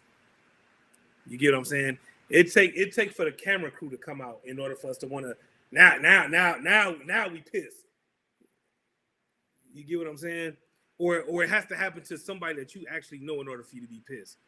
Other than that, you don't care. You don't care. You don't care about Stephen Clark. You know what I'm saying? You don't care about Atiana Jefferson. You get what I'm saying? You don't care about Tamir Rice. You don't care about these people. You don't care because you didn't know them. You get my point? Right up until it happened to Ray Ray. Now you mad. You get what I'm saying? Now when you got to hold car washes out there, you know what I'm saying? Because you need to come up with that bread for a funeral. And I'm not making light of that at all because that's unfortunate when you got to do that. My point is when those cars are driving by, now you want to throw rocks at those cars because they're not stopping for a car wash. You get what I'm saying? But when Miss Johnson, a couple blocks over, when she lost her baby boy, you know what I mean? You didn't know that nigga. I don't need my car wash. I just got my car washed. Y'all niggas don't know how to wash cars anyway. I don't want you to fuck up my fake eyelashes that's on my headlights. So you can't wash my car. You know what I'm saying? I'm just saying though. You know what I'm saying? Listen, and you know what's funny? Them lashes, you know what I'm saying, that these brothers be putting on their headlights, them the same ones that they take off their headlights and put on their eyes in the morning. Pretty much.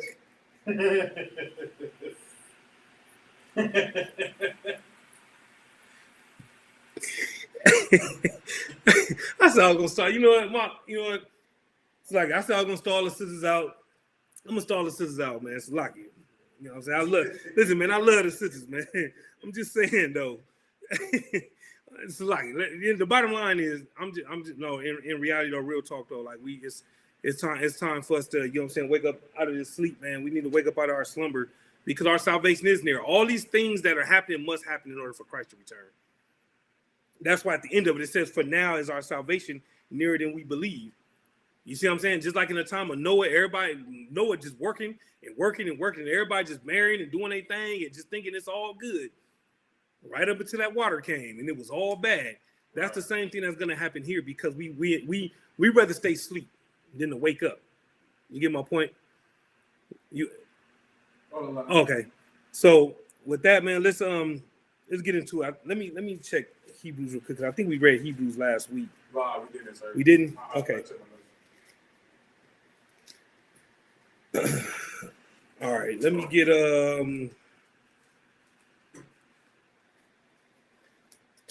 Hebrews chapter 12.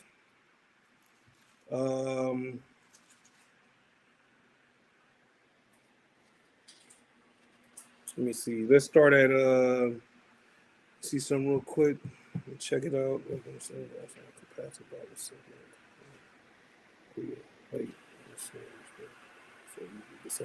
Yeah, we can start at verse 1.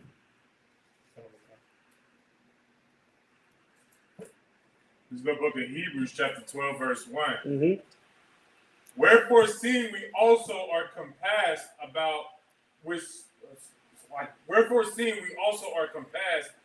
with so great a cloud of witnesses, let us lay aside every weight and the sin which doth so easily beset us, and let us run with patience the race that is set before us. The what?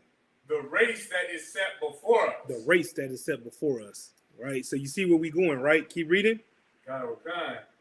Looking unto Yahushua, the author and finisher of our faith, who for the joy that was set before him endured the cross. Did what?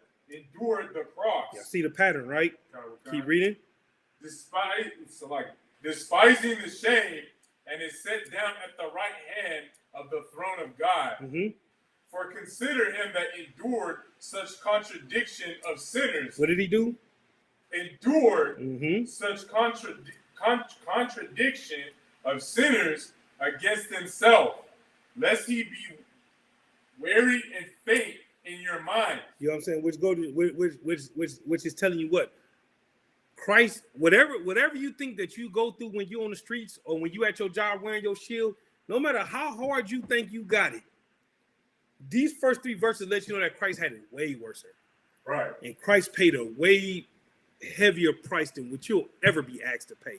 Right. You understand? This is why we always talk about our King Yahushua, because he's the example. He's the bar. You get what I'm saying? He's the bar, and that's what we supposed to be trying to get. You get my point? Because he's the example. He's not a example, he's the example. You get my point? And there's one word that we've seen constantly throughout these first 3 verses. And what word was that? Endure. Because that's what we're talking about. Why? Because life is all about endurance. You get what I'm saying? You're going to go through things in life. It's not going to feel good. You're going to lose loved ones. You get what I'm saying? You're gonna, you know what I'm saying? You're gonna go through some disagreements with your family. I mean, hell, my mother had to have emergency eye surgery today. You get what I'm saying? And I'm not saying that to be like, oh yeah, man, feel sorry for me and feel sorry for my mom. It's not about that. The point is someone that I love is having a, you know what I'm saying, a procedure today. Someone that I care about. And she's in the world.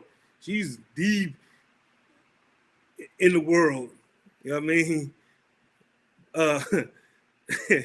You know, but it's my mother, and I love her nonetheless. You get my point? Despite her being in the world, you get my point?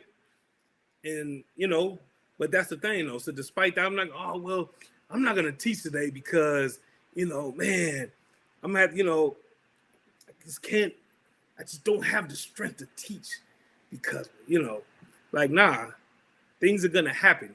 You know what I mean? You're gonna go through rough patches in life, whether it's with a loved one, a family member, your husband, your wife, whatever the case may be, and you gotta endure. You know what I'm saying? The same way that you take them ups and you take all them highs, you know what I'm saying? You gotta take the lows as well. You know what I mean? Because nobody ever said that your life was supposed to be just smooth the whole time. You get my point? You get on the boat, you know what I'm saying? No matter how still the waters is, all the waters ain't gonna be still. You know what I'm saying? You're gonna hit a patch. You get what I'm saying? That's a little rough. Water might be a little choppy. You know what I'm saying? You're on an airplane. You know what I'm saying? You might hit an air pocket or something like that. You get my point? It happens. You get what I'm saying? It's no different than this race that we're running called life. You get my point? You gotta thug that thing out, man, and keep it pushing. You get what I'm saying? Keep reading. Verse 4. Ye have not yet resisted unto blood, striving against sin. Meaning what? You rather sin. You're not fighting against the sin. You see what I'm saying? You have not resisted unto blood. You have not. You see what I'm saying? He's not saying you resisted. You know what I'm saying? So that's what he's saying. Like he's telling you, like, listen, man, he want what Paul actually. Let's just keep reading. You'll see what Paul is trying to get brothers to do. Keep reading. Verse 5. And ye have forgotten the exhortation, which speaketh unto you as unto children. My son, despise not thou the chastening of the Lord, nor faint when thou art rebuked of him. You see what I'm saying? So what Paul is saying is, he said, and ye have forgotten the exhortation. You know what I'm saying? Which is just like the urging. Like you've forgotten, you know what I'm saying, how much Paul had pled with brothers, whatever word you want to use. Y'all get my point, right? It says, ye have forgotten the urging, you know what I'm saying, which speaketh unto you as unto children. Like the same way you tell your little baby boy, your baby girl, hey, listen, man, trying to tell you, man, you don't want to do things like this because of this and because of that. You know what I'm saying?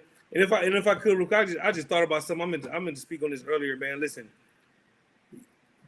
you know that the end is near when you see a grown man in a bonnet. So like I saw it with my own eyes. This cat, man. I had to go get some paperwork done, right? And I'm leaving a UPS store, right? And I finna clown her. I'm like, man, like, damn, she can't go to the grocery store without taking that stupid ass bonnet off. That's what I was saying at first. And so I saw that was a dude. They had a bright red bonnet on, and I'm just like, listen, man, listen. It's bad enough. Listen, man, it's bad enough that you females want to walk around in these goddamn bonnets, man. Which I need to cut that out, by the way. Like seriously, y'all really need to cut that out because y'all done gave these niggas the green light to think that it's okay to walk around in a bonnet. You know what I'm saying? Like it's getting bad out here, and I don't know how that almost slipped my mind. You know what I mean? But these are the things that you tell your son. Listen, man, we don't wear bonnets. You know what I'm saying? That's a woman thing, you know what I'm saying, that women should only be wearing indoors. You get my point? But yeah, I seen a grown man in a bonnet today, man, and I'm just like, dude, I went to the gym, I seen a dude in some pink shorts. Another dude had on some pink Air Forces, and I'm just like, dude, what the hell is going on here? You get my point? That's another way we've been lulled to sleep, you know what I'm saying, with this homosexuality thing to the point to where we accept it and we don't see nothing wrong with it no more. We're asleep. Because we don't see nothing wrong with homosexuality when we can find scriptures all throughout the Bible that's completely against homosexuality. You get my point? It's like I had to say, I don't know how I forgot about that, but again, like this place, man, this is why once again it's okay for us to hate the so-called white man and why this place has to burn. Because again, toxic masculinity is frowned upon. Like he'd be more accepted than us, Iraq. Think about that. A cat in a bonnet. This wasn't no little kid. This is a grown man in a bonnet. And they'll look at him and they'll respect him more than they respect me and you. That's what we are. Go ahead. It's because we have toxic masculinity and he doesn't. And that's the point. And when you think about it, it's sickening. Right. You get what I'm saying? And that's another example of us having to endure. Don't fall weak to the bullying of homosexuality, where it's like, I'm just gonna accept it. Fuck it. You know what I mean? They're just gonna keep pushing on me. I may as well just deal with it. I may as well just embrace it because everybody else is. But don't do that. Endure and continue to have that hard stance against homosexuality. You know what I'm saying? And continue to be hardcore. You know what I'm saying? When it comes to, you know what I'm saying something about a dude wearing a dress. You get my point? Like Russell Westbrook as a basketball player, man, he's still not much of a shooter. You know what I mean? But the dude, he is a basketball player. You know what I'm saying? He is the ultimate competitor, and I won't take that from him, despite him going to UCLA. I won't use that against him either. You know what I'm saying? But him going to UCLA is probably why he wears dresses.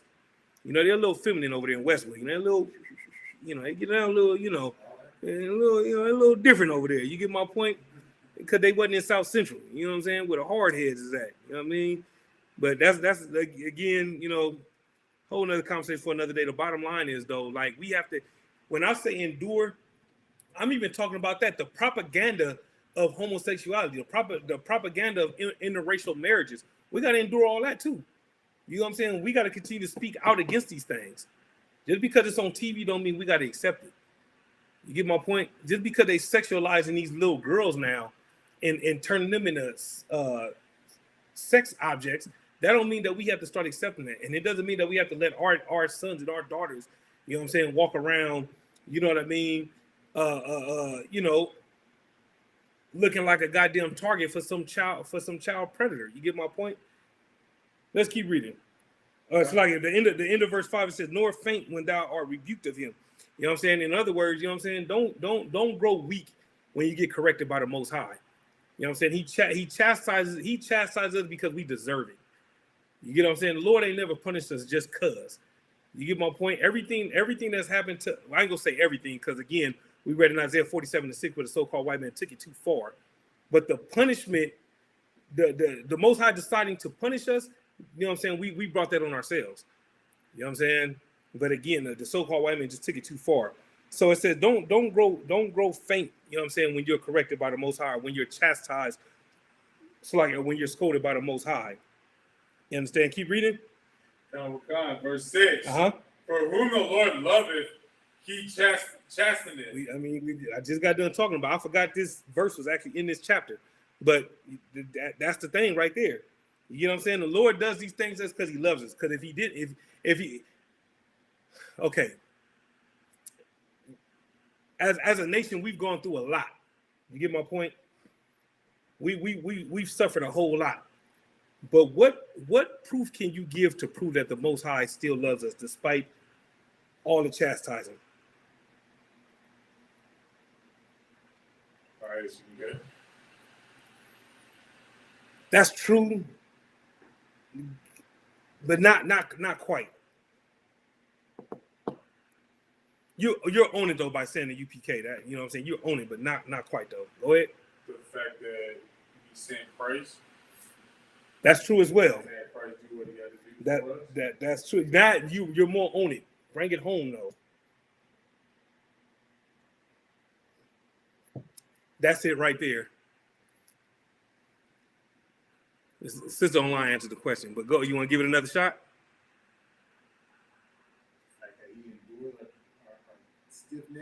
That's true as well. He did endure, and I like that you used the word endure. I like that. But even with that, not what I'm looking for. Although you are correct, the proof is we're still here. When He could have just wiped us out. You get my point? You think about how He was going to start over with Moses. Right. You get what I'm saying? But because of His mercy and His compassion, He didn't. Go ahead. Like, so say that the Most High did actually go through with that. Right? Would any of the Judites and the other 12, the other 11 tribes be there? Because Moses is a Levite. So would we ever find, like, essentially come back through his seed, just be called by another name?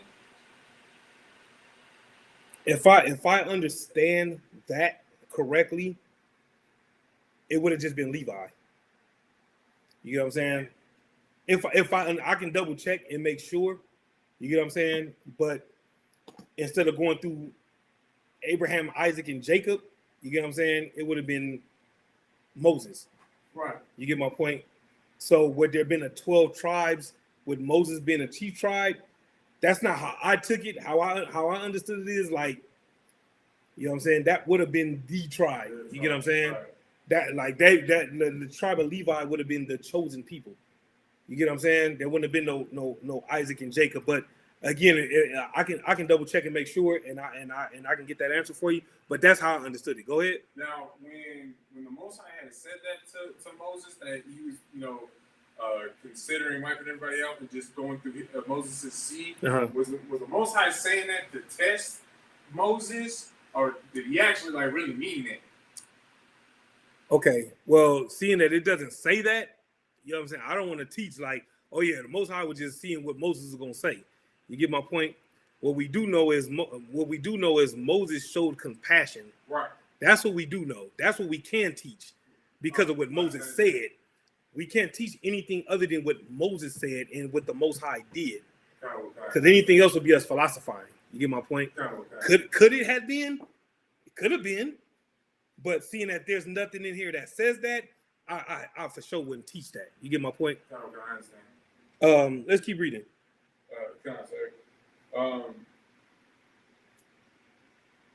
And scourgeth every son whom He receiveth. And if I could real quick, right? Like think about that, right? And it's so funny because for those parents that are watching this tape right now, for those parents, right? If you did something you knew you didn't have no business doing, and you got your ass whooped, I know you remember your father or your mother saying this is gonna hurt me more than it's gonna hurt you, and we like, how the hell you figure you finna whoop my ass, right? Right up until you said that to your own kid. Right. You get my point? Right up until you said it to your own kid. You get what I'm saying? Because scourges mean to whoop ass. You get my point? It says he beat every son whom He receiveth. Because I looked at the word scourges or scourge. He beat every son who he received. So in other words, you know what I'm saying? Shit, again, which also go to show them ass whoopings was biblical. All them ass whoopings we got from our parents, you know what I'm saying? Which, like, again, how you figure, you know what I'm saying? But again, going through that as a parent myself, it do hurt more as a parent. You know what I'm saying? You think the Most High sitting up there laughing at us when we going through these calamities? He doesn't think he don't find it funny at all. He's not entertained, you know what I'm saying, by our condition. You get my point? Keep reading. God, verse 7. Uh-huh. If ye endure chastity. If you do what? If ye endure chastity. Yeah, go that word again. Keep reading. God dealeth with you as with sons. Uh-huh. For what son is he whom the Father chasteneth not? Yeah, read that part again. For what son is he whom the Father chasteneth not? You see what I'm saying? As a father, you telling me there's never been a time where you ain't chastised your son and your daughter? Not once ever? You telling me your son and daughter walk around like perfect little angels all the time, ain't never did nothing wrong. Not my, and I know some hard-headed, big mouth female out there right now, not my baby. My baby wouldn't do nothing like that, and blah, blah, blah, and ready to fight you. You know what I'm saying? And be the worst ones. Right. It never failed. The one that be going the hardest is really trying to save face and really embarrassing, really gonna tear his ass up when they get in the house. She just don't want you to know that. You get my point? That's the and it's funny. That's the reality of it though. The one that be going the hardest, you don't know me, you don't know my son, and blah blah blah blah blah. Yeah, I do. I seen what he did. I know your son's a little asshole. You know what I'm saying? I know your daughter a little foul mouthed little bitch, and she need her ass whooped. Right. And so do you for letting her get away with it all this time. You know what I'm saying? But again, you know, we just read it though. It says, "For what son is he whom the Father is chasteneth not?" In other words, you know what I'm saying? Everybody had their ass whooped at some point in time. And it's all, whether we believe it or not, it's all done out of love. You get my point? Some of us got our ass whooped a little more than others. You know what I'm saying? What a trauma, boy. But that's also another conversation. I mean, boy, them goddamn switches, boy. Whoo, man. Boy, I'm trying to tell you, boy. God damn. I'm trying to listen, man. Them things is of the devil. You understand? Keep reading. God. Verse 8. But if ye be without chastisement, whereof all are partakers, then are ye bastards and not sons. See what I'm saying? Listen, man, you gotta take your lumps. You know what I'm saying? All this right here is to toughen you up a little bit. You get my point? It's all about tough love. And why is it all about tough love? Because we brought it upon ourselves. That's the reality of it. We did it to ourselves. You get what I'm saying? Again, the things that's going on right now, you know what I'm saying? We brought it upon ourselves. We wouldn't have to worry about none of this if we would just follow the law, statutes, and commandments. You get what I'm saying? If we would have truly walked with Christ and not fell off when he said, "You got to eat of my body and drink of my blood." I'm paraphrasing, but you get the point though. That's when everybody fell off when he said that. Right. You get what I'm saying? Not knowing that he did not mean literally. You get what I'm saying? But some dummy who teaches all these religions will tell you that he literally meant that you had to cut him up and eat him. You get what I'm saying? Which, if you just think about that logically, there's scriptures in here where, you know what I'm saying, that teaches against that. You get my point? He gave us what we can eat and what we can't eat. Right. So why would Christ, who we know was perfect, sit there and tell you to eat his body? Like, it's just little stuff like that, man, that should really make you really think about what you've been believing all these years. You get what I'm saying? Let me get 1 Timothy chapter 4, verse 16. 1 Timothy? Mm-hmm. Let's see someone put them. Check it out. Yeah. Let me get that.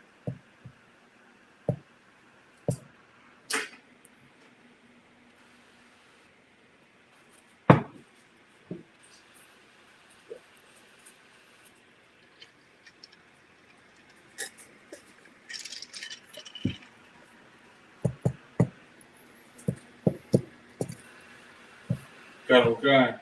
This is the book of 1 Timothy, chapter 4, verse 16. Shoot it. Take heed unto thyself Mm-hmm. and unto the doctrine. Mm-hmm. Continue in them. Mm-hmm. For in doing this, thou shalt both save thyself and them that hear thee. Man, read that last part again, man. This is why we're here. You get what I'm saying? You wanna know what a UPK is in the Bible? Read that part again. God, what kind? For in doing this, thou shalt both save thyself and them that hear thee. It says continue in them, right? God. Continue in them meaning what? Keep doing it, like don't stop. Endure. That's it. That's the whole point. Right. You get what I'm saying? Endure the hard times. You get what I'm saying? Endure the struggles. You get my point? It says, because in doing so, you'll save yourself and them that hear you. Meaning what? No matter what's going on in your life personally, show up and teach your class. Right. You get my point? If you can make it to camp, go to camp, man. You get my point? If a brother is calling you for counsel, you know what I'm saying? Take the call. You know what I'm saying? If a sister's in need, take the call. You get what I'm saying? It says, because thou shalt both save thyself and them that hear you. Who are them that hear you? Everybody that's listening to this tape right now. Right. Everybody that's sitting in this class right now. You get what I'm saying? So imagine if we didn't endure. Imagine if everybody in the school just said, man, listen, man, it's getting too hard. You know what I'm saying? We got to do this. We got to do that. It's not fair. I don't have a life. And whatever, you know what I'm saying, kind of soft shit, you know what I'm saying, that you can think of, right? Imagine. So what are people supposed to learn from? Where they supposed to go? Where they supposed to go? GOCC? You get my point? That's the alternative that you leave them. You leave them GMS. You get what I'm saying? I got a call from a sister who was in IUIC, and she, you know what I'm saying, needed some counsel because she wanted to know how to deal with the fact that her husband wants to divorce her, because in IUIC they teach that it's okay to divorce. So if we don't do this job, then we leave our brothers and our sisters in their hands. You get my point? Read that last part again. God. For in doing this, thou shalt both save thyself and them that hear thee. You get my point? You want a nation of brothers walking around going from looking strong and masculine to walk around with purple shirts with fringes on the bottom of them? Because that's the alternative. You know what I'm saying? You either oozing with toxic masculinity, you know what I'm saying, or you're oozing with stuff. You know, let me not say that. Let me not say that. You're either, you know what I'm saying, full of toxic masculinity, you understand, or you're full of IUIC. I'll let you use your imagination on that one. You get my point? I didn't said enough tonight. I get it. No problem. Let's get this one last scripture. We're gonna close the class out. All right. Let me get Ecclesiastes. I believe it's Ecclesiastes. Let me check it out real quick. See something real quick.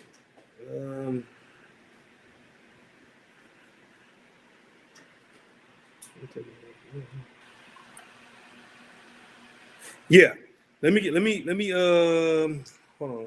Let me get Ecclesiastes chapter 11. I'm trying to see where I want you to start. Where I want you to start at.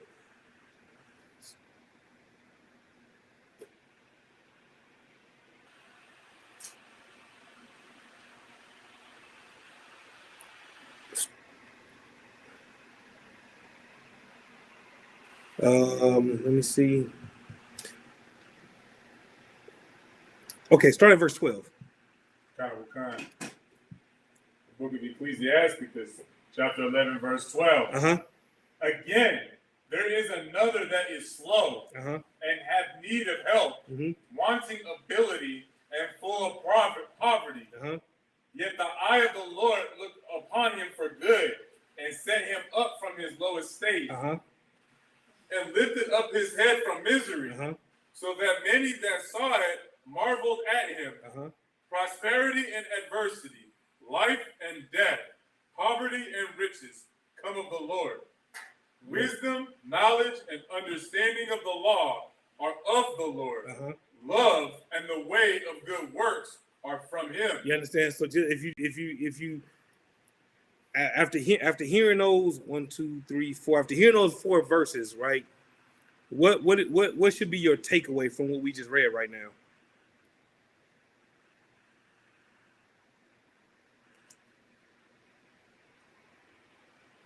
especially 14.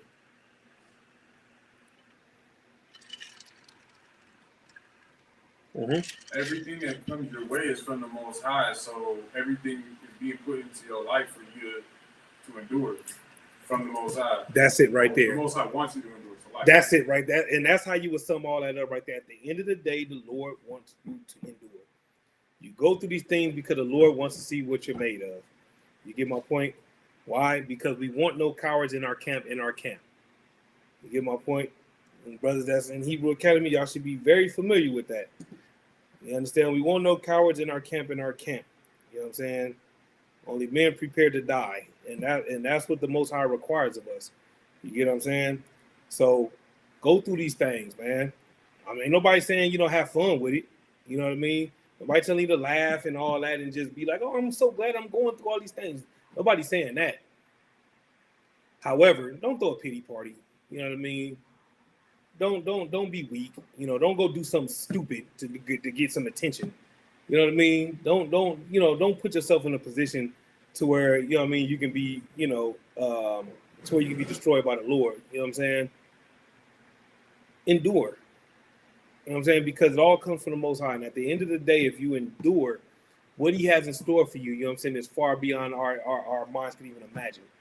You understand? So the takeaway from all this is, despite how hard life can be sometimes, despite all these tragedies and unfortunate events that's happening amongst our people, and they are sad and they are unfortunate. You understand? And you should hate what's going on. You should hate that George Floyd is no longer here. You get my point? You should hate that Mike Brown is no longer here, and Nakai Gurley. I can go on and on and on. You should hate that those brothers are no longer here. You get my point? You should hate that Breonna Taylor cannot be there to raise her kids up. You should hate these things. You get my point? But in the midst of all that, instead of using those things as an excuse to grow weak, you should use those things as motivation to get stronger. You should use what them brothers did in Texas as a reason to grow stronger. Build yourself up. Shed yourself for the world. You know what I'm saying? And build up your endurance. You know what I'm saying? Because all these things that we're doing now, you know what I'm saying, is all for the reward that's at the end. It's not a sprint. You know what I'm saying? It's all about the marathon. You get my point? And it's all about finishing the race. If you don't finish the race, you don't get it. If you don't finish the race, you know what I'm saying, you don't get the prize. You get my point? And that's what we all here for. If you're not here for that prize, you understand, then you're in the wrong place. You understand? Strive for mastery, strive for endurance, you understand? Strive to the end, you know what I mean? And with that, Pastor Class preaching off our rock.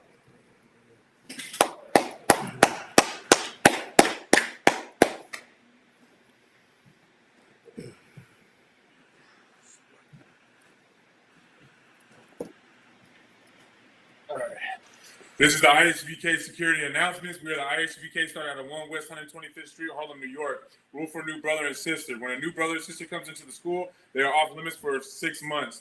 They are to be saluted only. They are here to shut themselves of the world. If they need transportation, the teacher will arrange it. After 6 months, if a brother or sister has an interest in a particular person, he or she must get permission from the head to speak to a brother or sister. There's another 6 months in which the brother and sister will court each other. After this 6-month period, the brother and sister will get permission from the head to marry ties, which is a commandment. You can find it in the book of Numbers, chapter 18, verse 21, and also the book of Malachi, chapter 3, verses 8 through 10. Ma'asharah, which means 10th in the Hebrew, 10% of any penny of any increase the Lord gives you. Give to the Treasury Department or teacher. Priest fund, free will offering for priests. It's not mandatory. It could be whatsoever amount you would like. Right now, we are in the middle of, we're observing the day of the Feast of Tabernacles. We will be having the closing this upcoming Tuesday. If you want more information on that, make sure that you reach out to your respective camp leader so that you can partake in this high holy week. If anyone wants to be a trooper in the school, to start wearing all black, boots, shirt, pants, headband, and scarf. And with that, men of Israel, Majim, we're going to give one courtesy salute to the teacher. Men of Israel, Majim Shabbat, Majim, Barak, Yahal Bashim Yahushua Brakatah. And with that, class is dismissed.